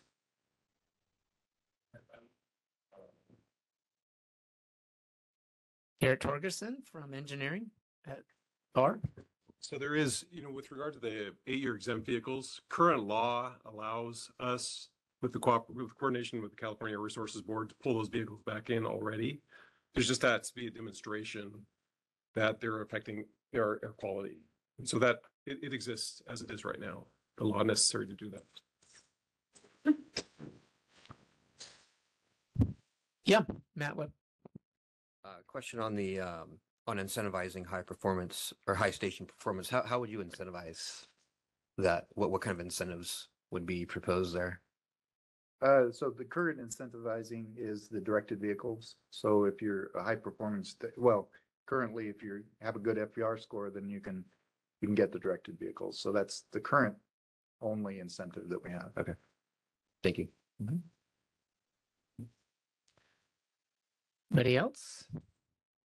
Any advisory group members on the WebEx have any questions or comments? All right. Any public comment for? I had my hand raised. Oh, didn't see it. Sorry. Is that Ruben? Yes, it is. Oh, okay. Yeah, there you are. So I might have missed this explanation, but could you possibly go back to the recommendations? On the recommendations, there we go. Why, specifically, why were the, I think it's the other page. I think it's there we go. Why would they ask for the information or end to the ASM testing? Is there a specific reason for that? Is it just too costly or is it too cumbersome? It is very costly. It does present a lot of physical issues, getting a site, getting the dyno onto the road. It is quite difficult and expensive for each inspection. So that's the basic reasons for that? Well, no, the main problem is we can't collect enough to make it statistically usable anymore. So there aren't enough of these vehicles on the road. So we were having problems statistically using the data at all for the Smart Check performance report. So now we were in a position where we're collecting data that was going unused. Yeah. That's really. And is that the same reason for the diesel testing as well? Correct. Yes. Okay. All right. Thank you so much. Good question, though. Thank you. Anyone else? Yeah, Bud Rice. Just to follow up there to your question, Ruben, many shops are dropping older vehicles. There's just not enough cars. And to keep the equipment going and even getting replacement parts for that aged equipment is getting to be more and more difficult. So a lot of shops are choosing to no longer participate in the older vehicle program. So Yep. just wanted to say that. And if I could comment on that comment real quick, it's just to say that a lot of people approach me that cannot find shops that will actually smog or work on their older vehicles. That's also becoming an issue. So just saying, that's what I get from the field. Yep. Our next presenter, Clay, is going to give an update on California Vehicle Inspection System. And I don't remember if it was a slide dedicated to it, but I'm going to ask him to further elaborate on some things we've been studying relative to this issue. And it's in direct relationship to statutory authority that occurred this last year with Bar 97 testing of older vehicles. Public comment for this presentation in the room. Okay. Moderator, can we open it up for public comment via the WebEx? Absolutely. If anyone would like to make a comment, you can look for the hand icon and click that once to raise your hand. Call-in users may press *3 to raise their hand. We do have a hand raised from Nikki Ayers.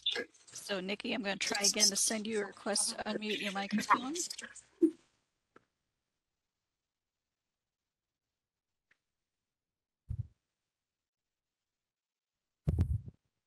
And Nikki, it looks like you're on a mobile device. There should be a pop-up. You may also see a mute or unmute button at the bottom row of your screen. I've now made you a panelist so you can unmute yourself.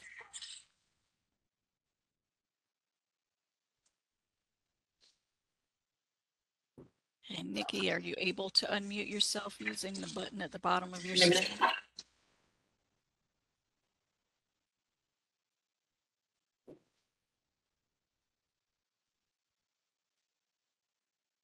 And I'm afraid I'm not seeing Nikki being able to unmute.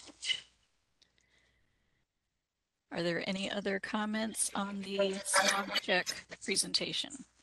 You can raise your hand by clicking on the hand icon.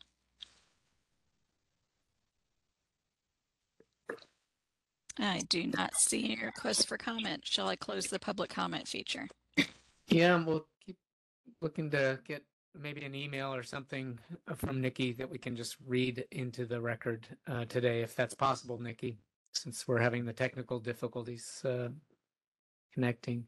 No, Pat, I have been communicating with. Oh, you have? Okay. By text, and I've asked her if she has a text question she wants me to ask. Okay, I good. Haven't Great. responded yet, but we have been Okay. talking back and forth. All right. We'll work it into the agenda. All right. We can close that at the public comment moderator if there's Thank you. no more. Nope. Okay. Thanks. Thank you very much, John. Garrett, good job. We'll see you in 2026. I'll see you down the hall, but here. All right. Agenda item number 7, an update on the CalViz or California Vehicle Inspection System. Clay from our executive office. Thanks, Pat. Good morning. And thank you to John for presenting on the USA, the Smog Check Performance Report and the US EPA report. For those having difficulty sleeping at night, I would strongly recommend downloading the US EPA report. Grab that guy before you go to bed and you will fall asleep very gently, I promise. Lots of data. But thank you, John. Real quick, Pat, I think you were looking for me to touch on the authority tied to Assembly Bill 63. Thank you, our sunset bill. Yes, which authorizes BAR to establish a contracted centralized network to test older vehicles, and also gives us authority to roll OBD only testing back to 96 model year and newer vehicles. So that authority was granted. Some of the problems and issues raised around testing of these older vehicles in terms of people having difficulty finding a place to get their older vehicle inspected. The costs associated with inspecting some of those older vehicles are definitely problems. We're looking to solve potentially through this contracted hybrid network. I think I gave a presentation in January, kind of kicking off some of the discussion around different metrics we're looking at. We want to make a data-driven decision. We don't want to go into a decision. This is obviously a huge change to the program, so something we don't take lightly.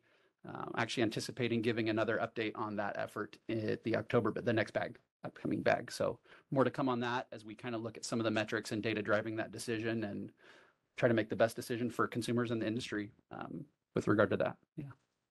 Yeah, thank you for that comment. I just wanted to say, yeah, it's centralized, but it also, as you said, hybrid, allows a station that still wants to do this testing. We're not going to kick them out. It allows us the ability to subcontract with the vendor and that'll be necessary for program coverage. Certainly, there's more remote areas where that Bar 97 testing is going to require a facility that might not be, the vendor might not have a location to be able to accommodate testing. So we're going to rely on existing the network of stations to participate as well to cover those hard to reach areas. Yeah, thanks for that point. Certainly the goal, is if stations that are currently testing these older vehicles want to continue testing them, we provide an avenue for that. And for those that don't and want to, continue to focus on testing newer vehicles, we provide an avenue for those stations to continue with their STAR certification as well. So, Dave. Just to something else, maybe already doing this, Clay, but the repair side of this is becoming a bigger issue as well for people with older vehicles, right? A lot of shops don't do OBD1 at all anymore, and then those of us that still do, finding parts is really, really hard. For those that it fails for some reason, right? It needs to be repaired.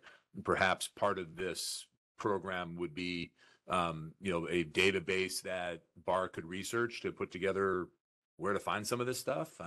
These older parts and, a 92 PCM in a Ford F-150, you're never finding it, right? It's so that, considering those aspects going forward on the older vehicles too would be helpful. Yeah, interesting. Certainly something we can think about. Yeah. Yeah, we do have a parts locator service through the referee. Some of these hard to find parts are probably hard to find no matter your sources you have, but we do have resources, and that's certainly something we could look at possibly expanding and adding on to. Yeah. All right. On with the presentation. Right. Thank you very much. So here today, just give a quick update what's been happening over the last 6 months and kind of what's happening over the next 6 months with regard to the California Vehicle Inspection System.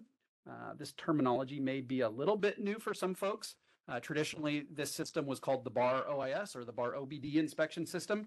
When we added safety to this system, we kind of felt it was appropriate to rebrand it. So the term California Vehicle Inspection System now includes two subcomponents, which is the BAR OBD inspection system and the BAR Safety System Inspection System. So the BAR OIS and the BAR SIS are under the CalViz. Hopefully that makes sense and I said that correctly.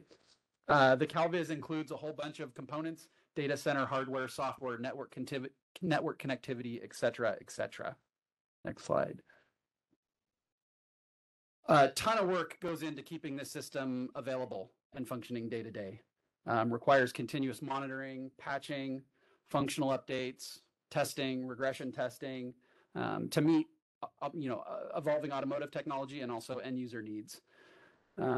Implementation of these updates requires extremely rigorous planning, system documentation, quality assurance testing, as I mentioned, all with the goal of making sure the system is functioning as designed, highly available to service consumers and the automotive repair industry.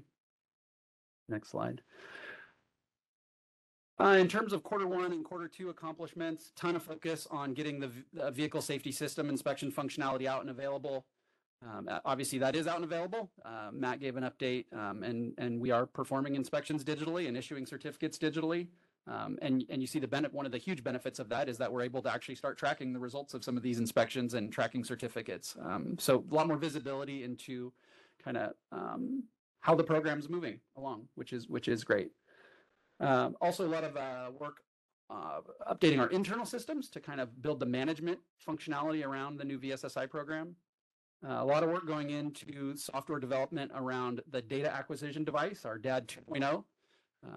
For those that are familiar with SMOG, the DAD is the piece of certified equipment that allows you to perform a smog check, plug into the DLC, and perform a smog check. We have been working on a new data acquisition device that will provide a whole new set of capabilities. And obviously there's backend software that has to be developed to interface with that new device. So a lot of work going on there. Also a lot of work going around kind of redesigning how we process STAR data. This is a process that was put into place some time ago and has always kind of been something I wanted to improve upon in terms of kind of how that data is processed. So that's another thing we are working hard on. Another big item that we successfully accomplished as part of VSSI rollout was being able to communicate to DMV digitally that a vehicle safety system inspection certificate exists and is valid.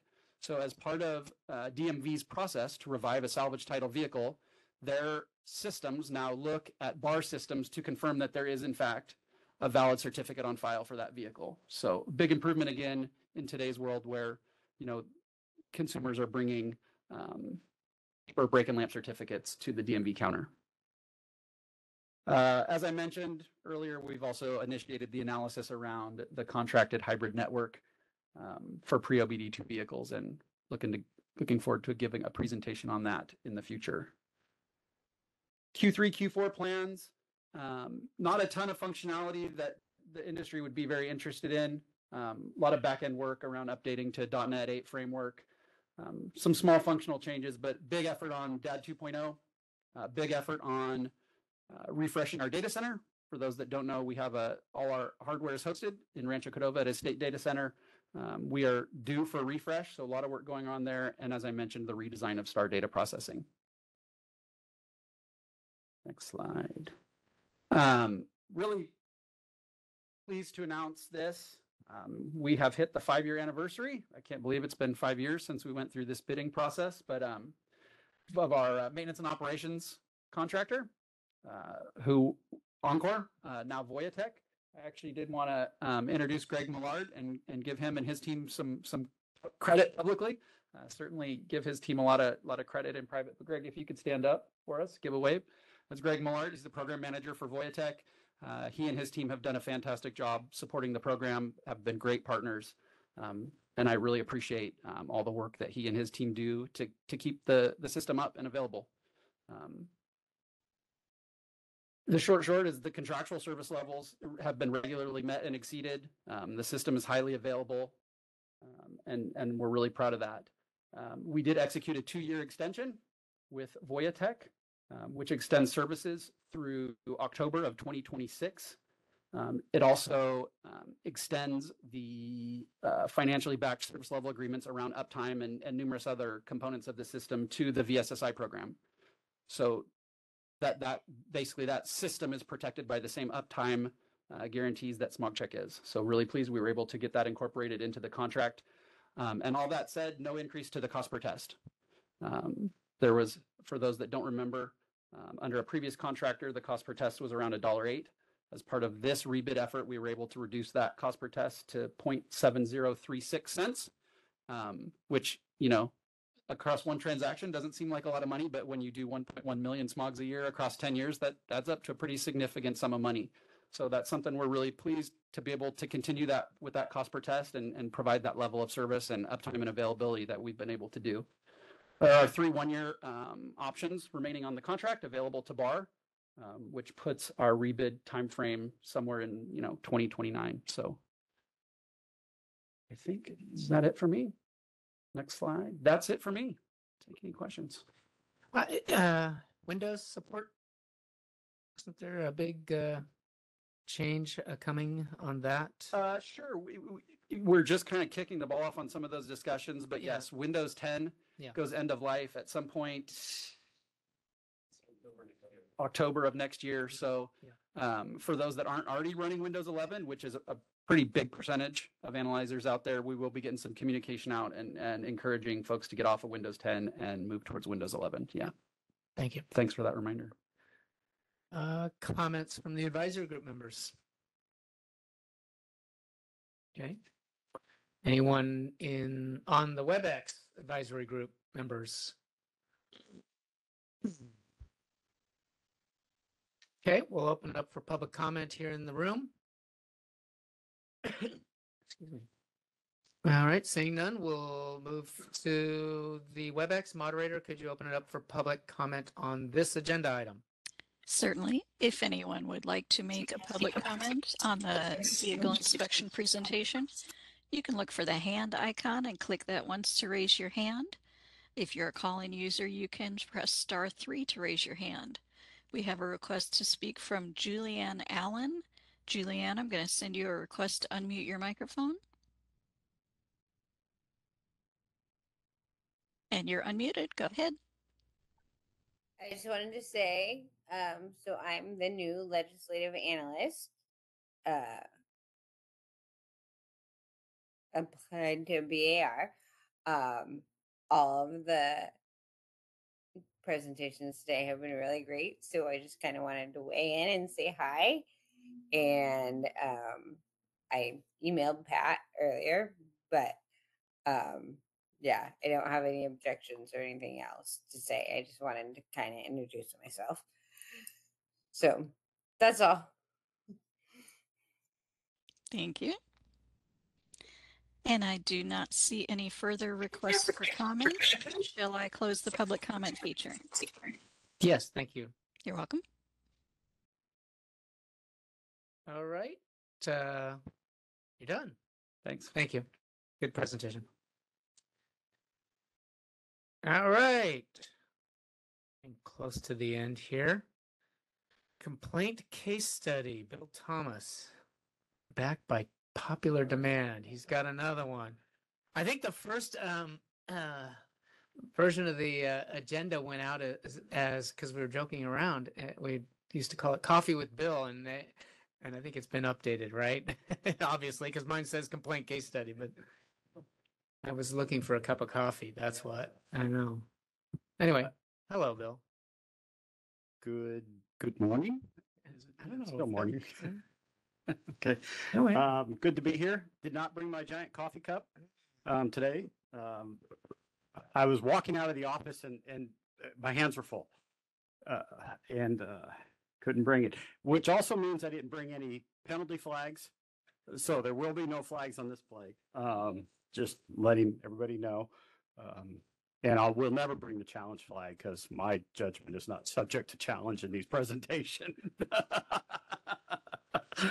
So, good morning. I have a complaints case study. This is an interesting one. It's about toxic waste disposal costs. And I'm not going to read the entire regulation section, but the key points here are that any toxic waste or hazardous waste fees charged must be itemized on the estimate and the invoice and must relate directly to the vehicle being serviced.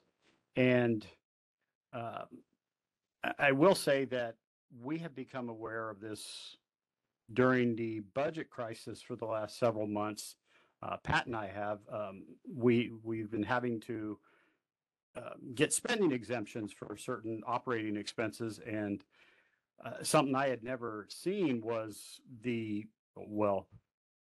from part of the enforcement program, and some of our locations have to pay Coupa fees annually and other hazardous waste fees and stuff to local entities. And the Bureau now recognizes, the Bureau meaning me and then Pat as well, that some of these fees can be expensive. So we understand that the ARDs are incurring these fees as well. And we recognize the challenge here and the expense that's being created and our understanding of that. But let's talk about how ARDs should approach dealing with those, especially with the key in the regulation that directly related to the vehicle being serviced, if you're going to charge them as an itemized item. And obviously hazardous waste includes lubricants, lubricants and fluids. I don't have the presentation in front of me. I guess fuels are hazardous waste too, right? Yeah, so I wasn't incorrect in my first statement. So engine oil, transmission fluid, engine coolant, other fluids and lubricants, brake cleaning solvent, when they use a brake wash to wash the brake assemblies to prevent the dust from going into the air, as we were required to do. Shavings from resurfacing brake rotors and brake drums. That's hazardous waste because it has the braking material within those shavings and has to be disposed of as such.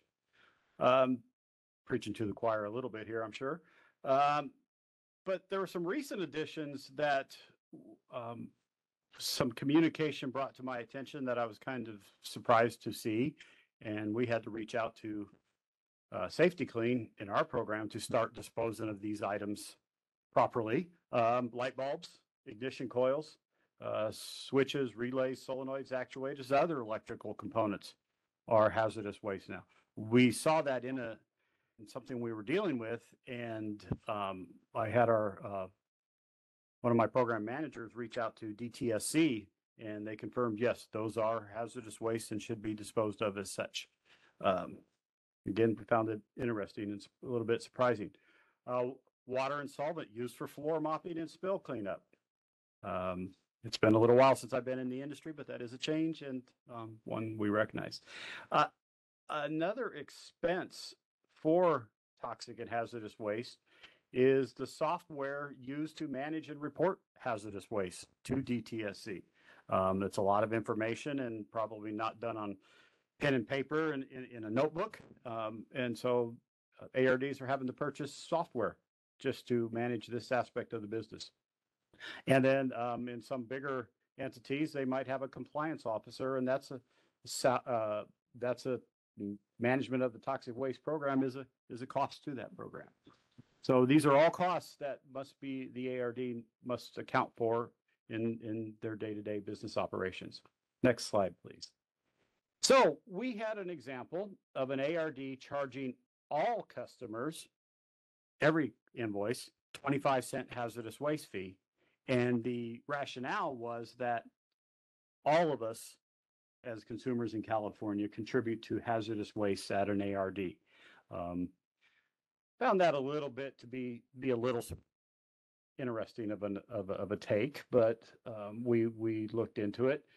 So this was initially identified during investigations of consumer complaints. So a consumer would go in for a warranty rotate and balance of tires, and they were being charged 25 cents hazardous fee, and that it understandably caught our attention at the Bureau. We gathered additional repair transaction estimates and invoices as part of our investigation into what was going on here.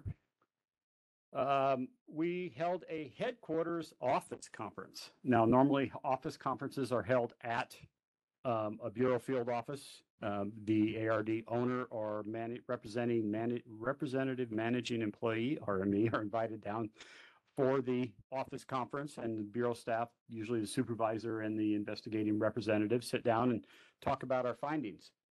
And with those staff. This one included myself and my program managers, and then executives and other representatives from the ARD. This is a little bit higher level office conference held in headquarters to address these 25-cent per invoice charges. And we reminded the ARD that they must be directly related to the consumer's vehicle, meaning that the services performed must generate a hazardous waste. You can't just randomly charge everybody 25 cents. And the several estimates failed to list the 25-cent fee, and it was then added as an additional authorization on the invoice. So there was obviously some estimate problems there because they couldn't add it in after. And to the ARD's defense a little bit on some of these, and it was kind of a location specific thing, that some of the invoices, the 25-cent fee was zeroed out. And I would imagine, when I was in industry, I wouldn't asking somebody for a quarter to rotate and balance their tires that they bought from me under warranty. So that might lead to zeroing out of the charge. Next slide, please. The hazardous and toxic waste costs, the ARD's response to the Bureau statement, have increased substantially in recent years, and which led to the inclusions, as a result of the inclusions of some of the things I mentioned earlier, ignition coils and so forth. Compliance with the new requirements has necessitated software upgrades. And a determination was made that these costs were best distributed in their business model among all of their customers. We again reminded them it must be directly related to the vehicle being serviced. And we do. The outcome of this meeting and this exercise was that these costs are increasing and ARDs are having to address that. But we want to continue to remind that the regulation is very specific that they must be associated with the service being performed, directly associated to that vehicle. So it must generate hazardous waste in that transaction. And if an ARD charges, the invoice must list their EPA number, their EPA registration number. At the outcome of this one, the ARD adjusted their methodology to calculate and only charge in circumstances that generate hazardous waste. Next slide. Yeah. Proper collection, handling, and disposal of hazardous or toxic waste is a critical responsibility of ARDs. We support appropriate charges to recoup the costs with hazardous or toxic associated with hazardous and toxic waste, and will take appropriate action to address charges that do not comply with the laws and regulations pursuant to the Automotive Repair Act. So that was my story this week, or month, quarter. I almost committed us to more frequent meetings there, didn't I? No. All right, thank you, Bill. I could, but I won't. Let's open it up for comments from advisory group members. Jack looks like he's gearing up. Go ahead, Jack. No, thanks for the presentation, Bill. So I think hazardous waste is, and I'm glad, this was an issue because I know like in the collision repair industry, they generate a lot of toxic waste, right? I mean, not only Bondo shavings, but they've lighting and they got different buckets or, barrels to put the stuff in. So one of the things you touched on, but that's really important, I think, with hazardous waste is to make sure that it's not a profit center, right? They're trying to, you're only allowed to recover your cost. And what shops will do is on an annual basis, they'll see what their costs are for hazardous waste, and then that's how they distribute it per invoice. And I assume that's always been something that's been acceptable to BAR. Yes, and that was the outcome in this one. Yeah, That's what they did. Okay, so that 25 cents, I'm assuming there was some sort of calculation, good faith that the cost. But here they got in trouble because for whatever, I don't know, type of business, but they were doing all kinds of things. So if they were, I don't know, changing oil, I guess that was okay. But if they were doing something that didn't relate to hazardous waste, they were still charging that 25 cents. Correct. Right. That was the issue here. Yes. Okay. No. And so I think that's important. I kind of want to throw a little curveball to you just on this hazardous waste, and it has to do with advertising. Because I know I've discussed this based on a new piece of legislation, was SB 478 about price transparency.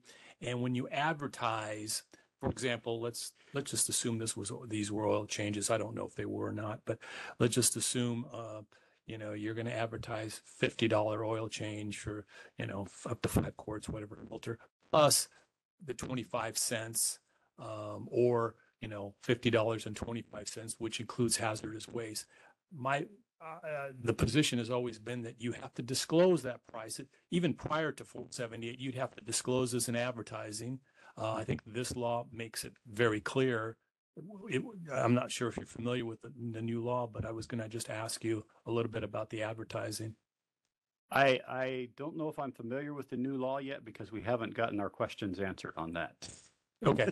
we requested feedback and haven't received it just yet. Okay, because I did follow up on that because I wanted to get BAR's position on just to make sure we're clear, because one of the issues has come up is that there's a conservative approach in my scenario about the $50. Anthony will talk about this a little bit, but do you disclose $50 plus, $50.25, or would it be acceptable to disclose $50 plus 25 cents without without the total price? I knew Anthony was going to jump in here. Well, yeah, I reached out to Jack about a month ago on this issue, and we've had a number of dealers that have reached out to our association asking about this junk fee bill that it covers all industries, and there's a number of exceptions that are included in the bill. It has made a lot of attention because it was going after originally like Ticketmaster and things like that. Restaurants. Required fees that are that are excluded from the advertised price of a product or service. And the concern is that can you exclude the hazardous waste fee from an advertised product, the advertised price of a product or service under this bill? And I don't have a great answer for it. Well, I think you need to disclose it in some way. I remember a case, and I think I shared with Anthony maybe 15 or 20 years ago, where an ARD got in trouble for failing to disclose the hazardous waste. I don't remember but I remember that there was a case on that, and I think it was a large chain that failed to list, because that's what they were doing. They were collecting the hazardous waste fee, which was calculated correctly, but they weren't disclosing it in the advertisement. So when the customer would come in, they'd have to pay, whatever amount was, and then they tack on the hazardous waste fee. Yeah, I think to make it a little more concrete, if a dealer advertises an $80 oil change to a customer and there's a 25-cent hazardous waste fee associated with it that they're charging in compliance with bar regulations, does that now need to be advertised as $80.25, or can it be disclosed as $80 plus a 25-cent hazardous waste fee?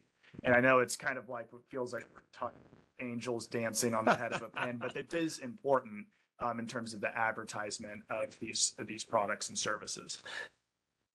We have, as Bill mentioned, we have looked for some guidance on this, but I'll tell you my thoughts on it right off the bat is, first of all, that law took effect. It was signed into law last year and took effect January 1 of this year. July 1. July 1. It's in the civil code, right? Not our area, not our jurisdiction. I think the title of the bill is consumers I don't know. It's part of the Consumer Remedies Act. Legal remedies. There it is. Consumer Legal Remedies Act. So it almost, when I hear it, it sounds like it's setting up for civil litigation opportunities for consumers who feel like they've been a victim of false advertising. So I don't feel, and we encountered this with storage fees when we tried to exercise our authority with regulations. Legal counsel at DCA said, no, you do not have authority. So that did change, obviously, with the chapter bill AB 1263 last year to give us authority to regulate in that area. I haven't compared, so knowing that it's in the civil code and we don't have the ability to apply bar authority with respect to this legislation, in my opinion, we're falling back on the Automotive Repair Act and the false advertising requirements in the Automotive Repair Act. And so there is sufficient coverage already. I haven't done a direct comparison of what our laws are in the Business Professions Code compared to the Civil Code, but I think they're pretty much in sync with some of the language and expectations of that law. I haven't obviously compared them, as I said, but maybe we should look at and address the question, not with respect to this new law, but what the Bureau's laws are. And yes, well, reading the new 478, it was SB or SB 478, the opening paragraph states Business and Professions Code contains 17,200 and 17,500, which already make most of these things illegal pursuant to that code. So, and we have a regulation in place, 33 something. I'm not going to, it's in the disclosure regs, near the hazardous waste regs, by the way, that yes, you must include hazardous waste fees in your advertising. And I think it could be either. It can be $80. And I was thinking as we're discussing this, anyway, I was thinking, but I will not share those thoughts. You can ask them off the record. $50 includes hazardous waste fee would be appropriate. Or $50 somewhere in the advertising and the appropriate font size, which our advertising regulations address, plus a 25-cent hazardous waste fee, both would work. So Yeah, so if that's the interpretation of BAR, I think it would be helpful to have something in writing or something along those lines to just basically, when we do get questions like this, we could say, hey, BAR's opined on this issue with respect to what would constitute false and misleading advertisement of it, and that this interpretation is following the effective date of this law. So that would be helpful, because there was, and I don't want to further complicate things, but the restaurant industry did introduce legislation and recently passed legislation that allows them that it creates a partial exemption for the industry that allows them to remove from the advertised price of certain meals, or certain items on a menu, a required charge, but include a disclosure in like a menu for that charge, because their interpretation of the law as originally written was that it did not allow for that bifurcation or that separation, even if it was disclosed. So, but yeah, it would be helpful. I guess the bottom line would be helpful to have something in writing, because there is some confusion about it, and it would be, we want to be able to educate our members on how to properly comply with the whole ecosystem of California law, not just like you're good under the Business and Professions Code, Civil Code, we don't know, that like, so from a perspective of our members, it's less helpful than if we have just solid advice for ARDs moving forward. Yeah, we'll look at something. Maybe our newsletter in the fall can address this. Hey, Pat. Yeah, Matt. I believe there was some, and I might be wrong on this, but the CDTFA had a little bit of guidance on this issue somewhere in some publication. Oh. Because I remember, we had a member, this was a few years ago, that contacted our government affairs team because they were being audited by the CDTFA. They were charging a hazardous waste / shop fee, just kind of a junk fee. And then the CDTFA came in and said, well, so how much is the hazardous waste? How much is the shop fee? Because the shop fee is taxable, and they weren't collecting sales tax on that. So, of course, they were now through that audit had a balance due, because $1 of that, $6 or whatever now is taxable that they weren't collecting on sales tax. So they were given a bill for that. So I think there's a couple components there. So I think most people, this is a good topic. It comes up a lot, and how much to charge and who, because I think there's some arbitrary, I'd say probably 20 years ago, everybody said, oh yeah, $1.99 was a very kind of arbitrary number it's being charged. So I think, defining it that, hey, it's direct costs. So you can kind of back that up. And so if someone is calling. I was looking at some documents for some other transactions, and the behavior identified in my example today, I've seen it popping up in other estimates where it's just a general charge to everybody. I think we communicated in the meeting, if you're going to charge it, if it's going to be an itemized line on the estimate and invoice, it can't be a profit center. It has to be your actual costs of dealing with this, and only in situations where hazardous or toxic waste is demonstrated. The other option is included in where most overhead is covered, labor and labor rates. It's a business decision that we're not going to weigh in on, just as long as it complies with.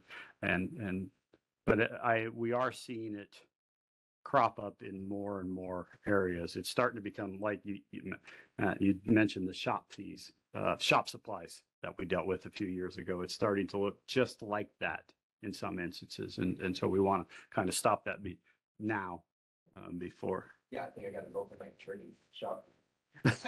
Exactly.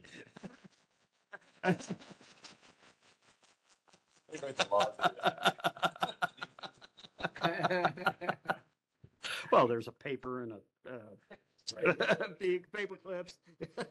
Gotta have That's ink, right. pressure ink. Additional comments? Bill's presentation? We'll get there, Jerry. Yeah, Dave, go ahead. Thanks, Bill. So a couple things. The additional light bulbs, ignition coil switches, so on and so forth. Almost nobody knows that, right? So I don't We know. didn't. Right. I know. And that, I knew about light bulbs. I mean, ignition, why ignition coils? I don't know. I know, a lot of the switches are mercury switches, so they're toxic. So if BAR can help us understand this would be great as ARDs, in some sort of newsletter broadcast out, push it out there. October. The October. Yeah. The other part of this situation is like, okay, great. Fluorescent light bulbs, you can't throw them away. Well, what do I do with them? Oh, I don't know. You just can't throw them away, right? So this is on and on and on with this kind of stuff. So, and probably outside of BAR's purview, but just FYI, somebody's got a stack of fluorescent light bulbs, it's because nobody wants them and there's no method of getting rid of them. So, and then as far as the amount of the hazardous waste fee, would there be any area where BAR would audit that or determine if a ARD is charging, like you said, not a profit center? Well, how do you know as BAR unless you audit that? Would that be something would be in BAR's purview, or is that outside of, would that be up to somebody else? It's certainly within our purview to request copies of documents, estimates, invoices, parts receipts for those charges, and to look into that a little bit more. I wouldn't call it a full-on audit. We're not going to go in like CDTFA and all right, give us all your books.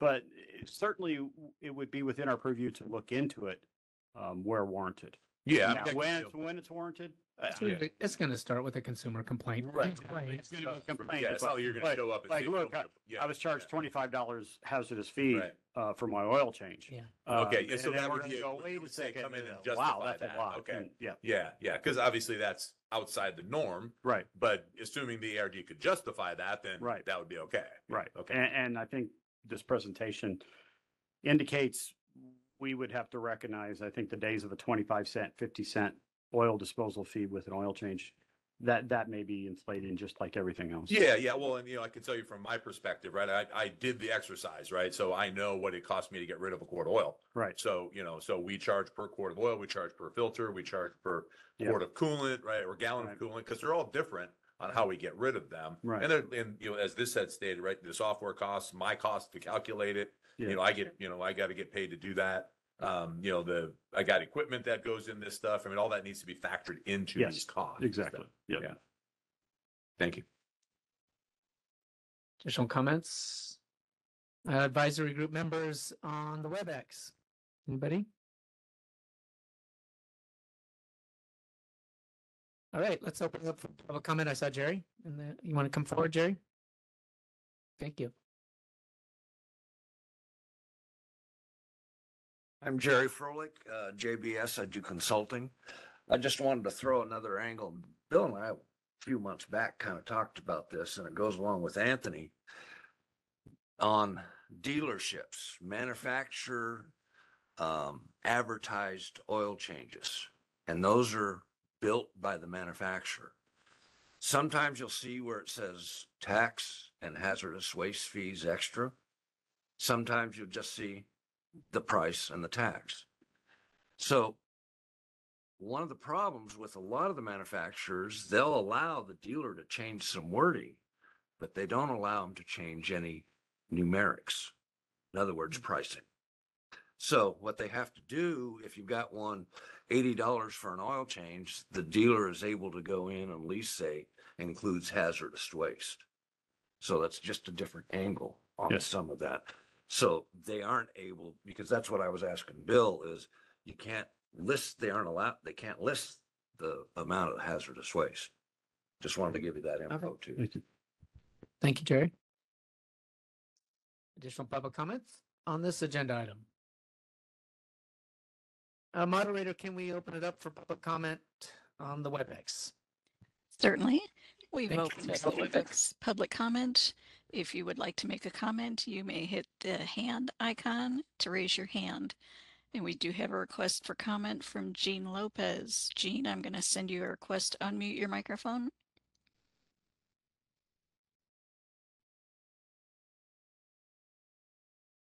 And you're unmuted. Okay, hi, thank you again. This is Gene Lopez with Seidner's Collision Centers. Dave, before I forget, write this down, lampmaster.com. It costs you money to have your fluorescent lamps or fluorescent tubes removed, but they can do it. They can remove 8 in a box, 16 in a box, 24 in a box. Lampmaster.com. Share that with your constituents. And so, and thank you for the presentation. In a body shop today, there are 9 different waste streams. And so it could cost the shop, I've averaged it out, about $20 per vehicle. Some may be less, some may be maybe in excess of that. If you have a front end collision, first of all, you're going to have some solid solvent waste and some liquid solvent waste. You could have some Bondo dust waste. The cups and the lids and the liners that you mix the paint in is a waste. Aerosol cans are a hazard or are universal waste. Antifreeze, waterborne paint, absorbent material to pick up any spills, and the lamps, the vehicle lamps are a hazardous waste. There's mercury in them or lead. And so, and that doesn't include tires and batteries, right? So, 25 cents isn't going to cover, I don't know where this 25 cents came in. It doesn't start to begin to recover our charges. And so I guess as an ARD, we're going to need some recommendations on, how do we have a line item hazardous waste fee for a vehicle that has a front end collision compared to a vehicle that has a rear end collision or a side collision, right? And so, do we list all 9 different waste streams? Or if there's only 7 of them that were used, do we have to list those 7? This is critical information for us. And I'm not sure that I understood salary cost for compliance officer. Because if I can include my salary because I am the compliance officer for Seidner's Collision, that's a big old wacko charge there, man. That's a whack-a-mole charge there. So I'm being facetious, obviously, but tell me more about that. How is that included? I'll wait for an answer.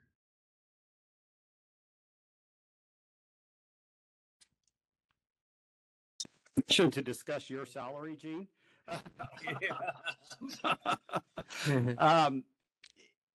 Again, and you touched on it at the start of your comments in that it's an average of $20 per vehicle.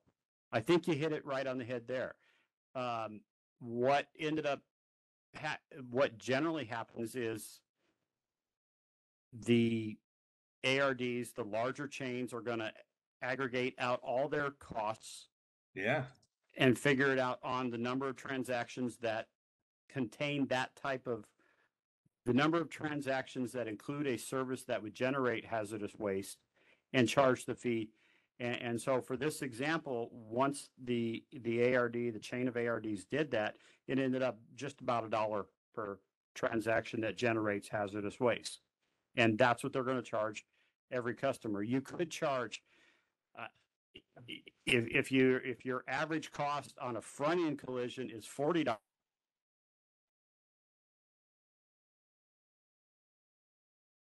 Oh no, did I lose you? I believe we lost Gene's audio. I'm still here. I'm still here.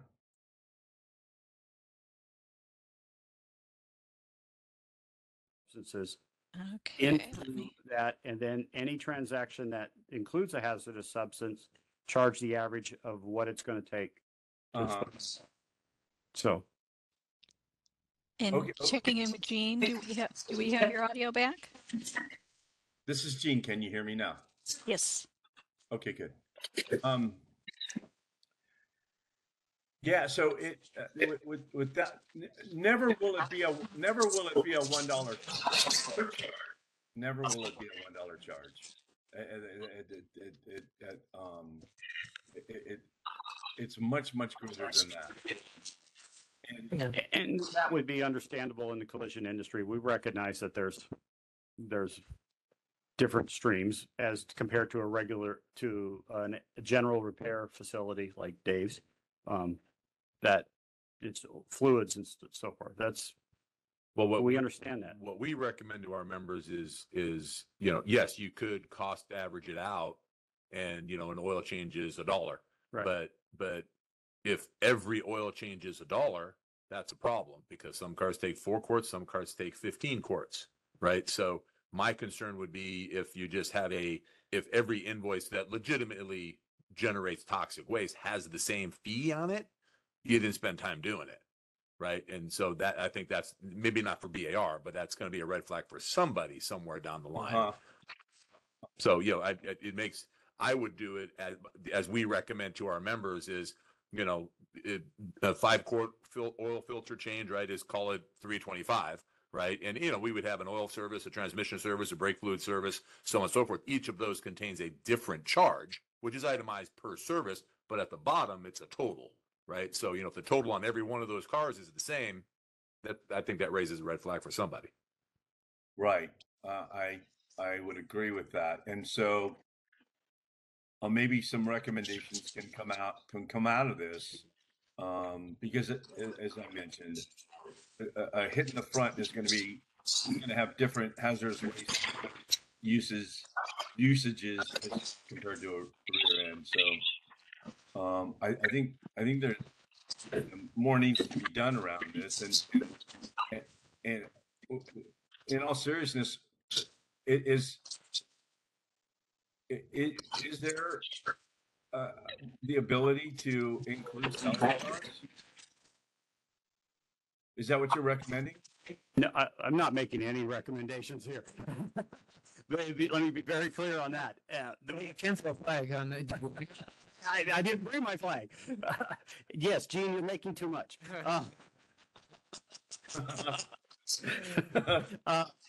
No, we're not making any recommendations, nor do I foresee us making any recommendations on this. Possibly another FAQs on our website, although I'm already 2 behind on the FAQs. I'm working with our the team that helps us keep our website up to date and useful to consumers and the industry. But then he'd want to add more. If we bring Gene in to help, we're going to have to pay part of his salary. So, but more along the lines of guidance. And yes, again, guidance on our website might end up there. But we have a couple others that were warranty issues. We're still working on. So, Jack. All right. Remember that. Thank you, Gene. Any moderator, any other comments, public comments on this one? No other hand raises on WebEx. Okay. Anybody else? All right. Stay tuned. We'll be working on something. Yeah. Thank you. Thank you. All right. Our next 2 agenda items, I usually combine those into 2 because they are into 1. I mean, and they're handouts. There are quarterly enforcement and licensing statistics. Was any comments? Any public comment here in the room? Advisory group member, we'll go to public comment on the WebEx, moderated for agenda items 9 and 10, which are the 2 handouts. And this is the moderator. If anyone has any comment on the statistics updates, you can click the hand icon to raise your hand. Are there any comments? No, I see no requests for comment. Shall I close that feature? Yes, we will close that. Thank you. Thank you. And now to agenda item number 11, public comment on items not on the agenda. Anybody in the room? Can we give another opportunity for Nikki? Moderator, could you open it up for public comment for items not on the agenda? Certainly. If anyone would like to make a comment that's not been discussed on the agenda, you may look for the hand icon and click that once to raise your hand.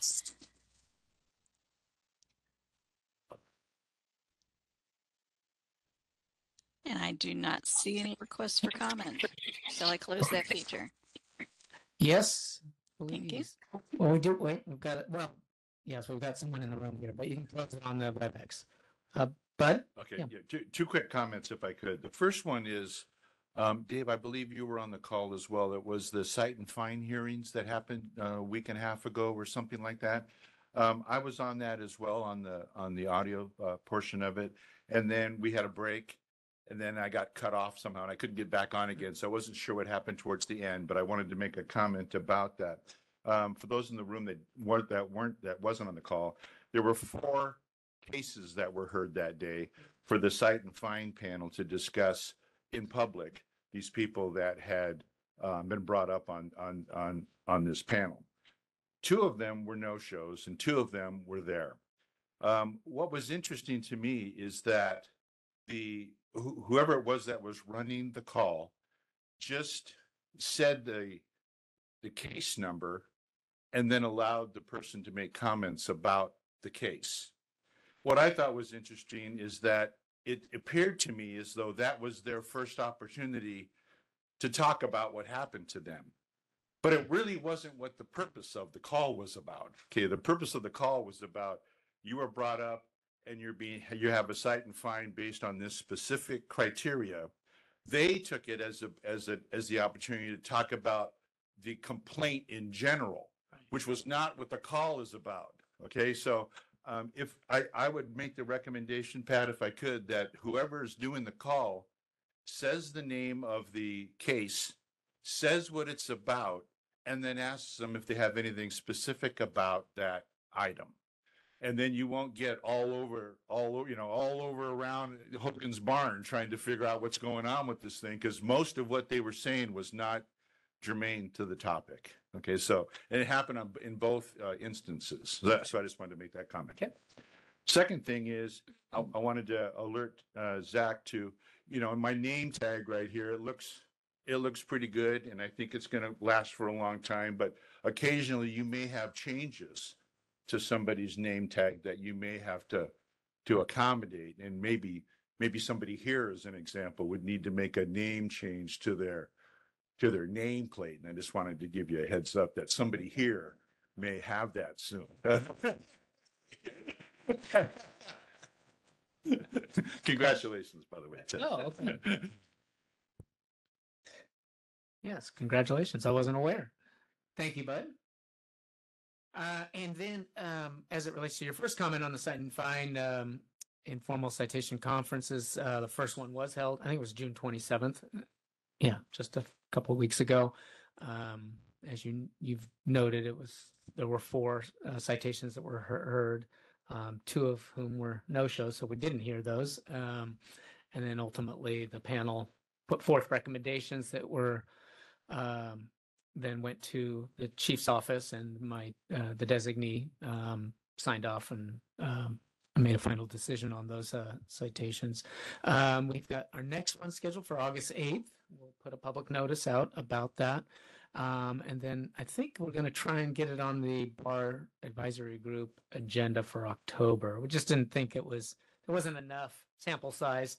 That was our first one to bring it forward to today's meeting, but October, I think we'll be able to elaborate a little bit more and fill in some of the details that maybe people are wondering what's Bud talking about, and we'll do all of that in October, I think. Thank you for bringing that up, and thanks for attending that. Yeah. Let's see. I lost where we were. And, so we'll close the agenda item for public comment on items not on the agenda, and we'll move forward to, announcement of our next advisory group meeting is going to be in October, Thursday, October 17th of 2024. It'll be, I'm told, most likely again in this year, the department's hearing room. They're down 2 hearing rooms. One is still under repairs due to some water damage that happened earlier this year. And then the other one is going to be in heavy demand, so I'm sure we won't be able to get that in October. So we'll probably be here in all likelihood again for our final meeting of the calendar year. But stay tuned, pay attention to the agenda and notice that goes out somewhere around 10 days before that meeting. If there is nothing else, we will, other than an announcement that we are having a workshop. Again, I want to remind everyone, starting at 2:00 sharp in this very same room, and on the same connection, WebEx connection. We'll meet on the proposed regulations to establish some rules regarding storage and towing fees for automotive repair dealers. And if there is nothing else, I want to say thank you for a great meeting. Thank you to all of our support. Cesar, thank you. Zach and Fisher on the WebEx. Great job to our advisory group members. Thank you to all of our presenters. Look forward to seeing you back here again in October. We are adjourned, and this is the first time I haven't felt up against the clock. At 1:00, we might actually get to eat, have some lunch. Thank you. Have a good rest of your day.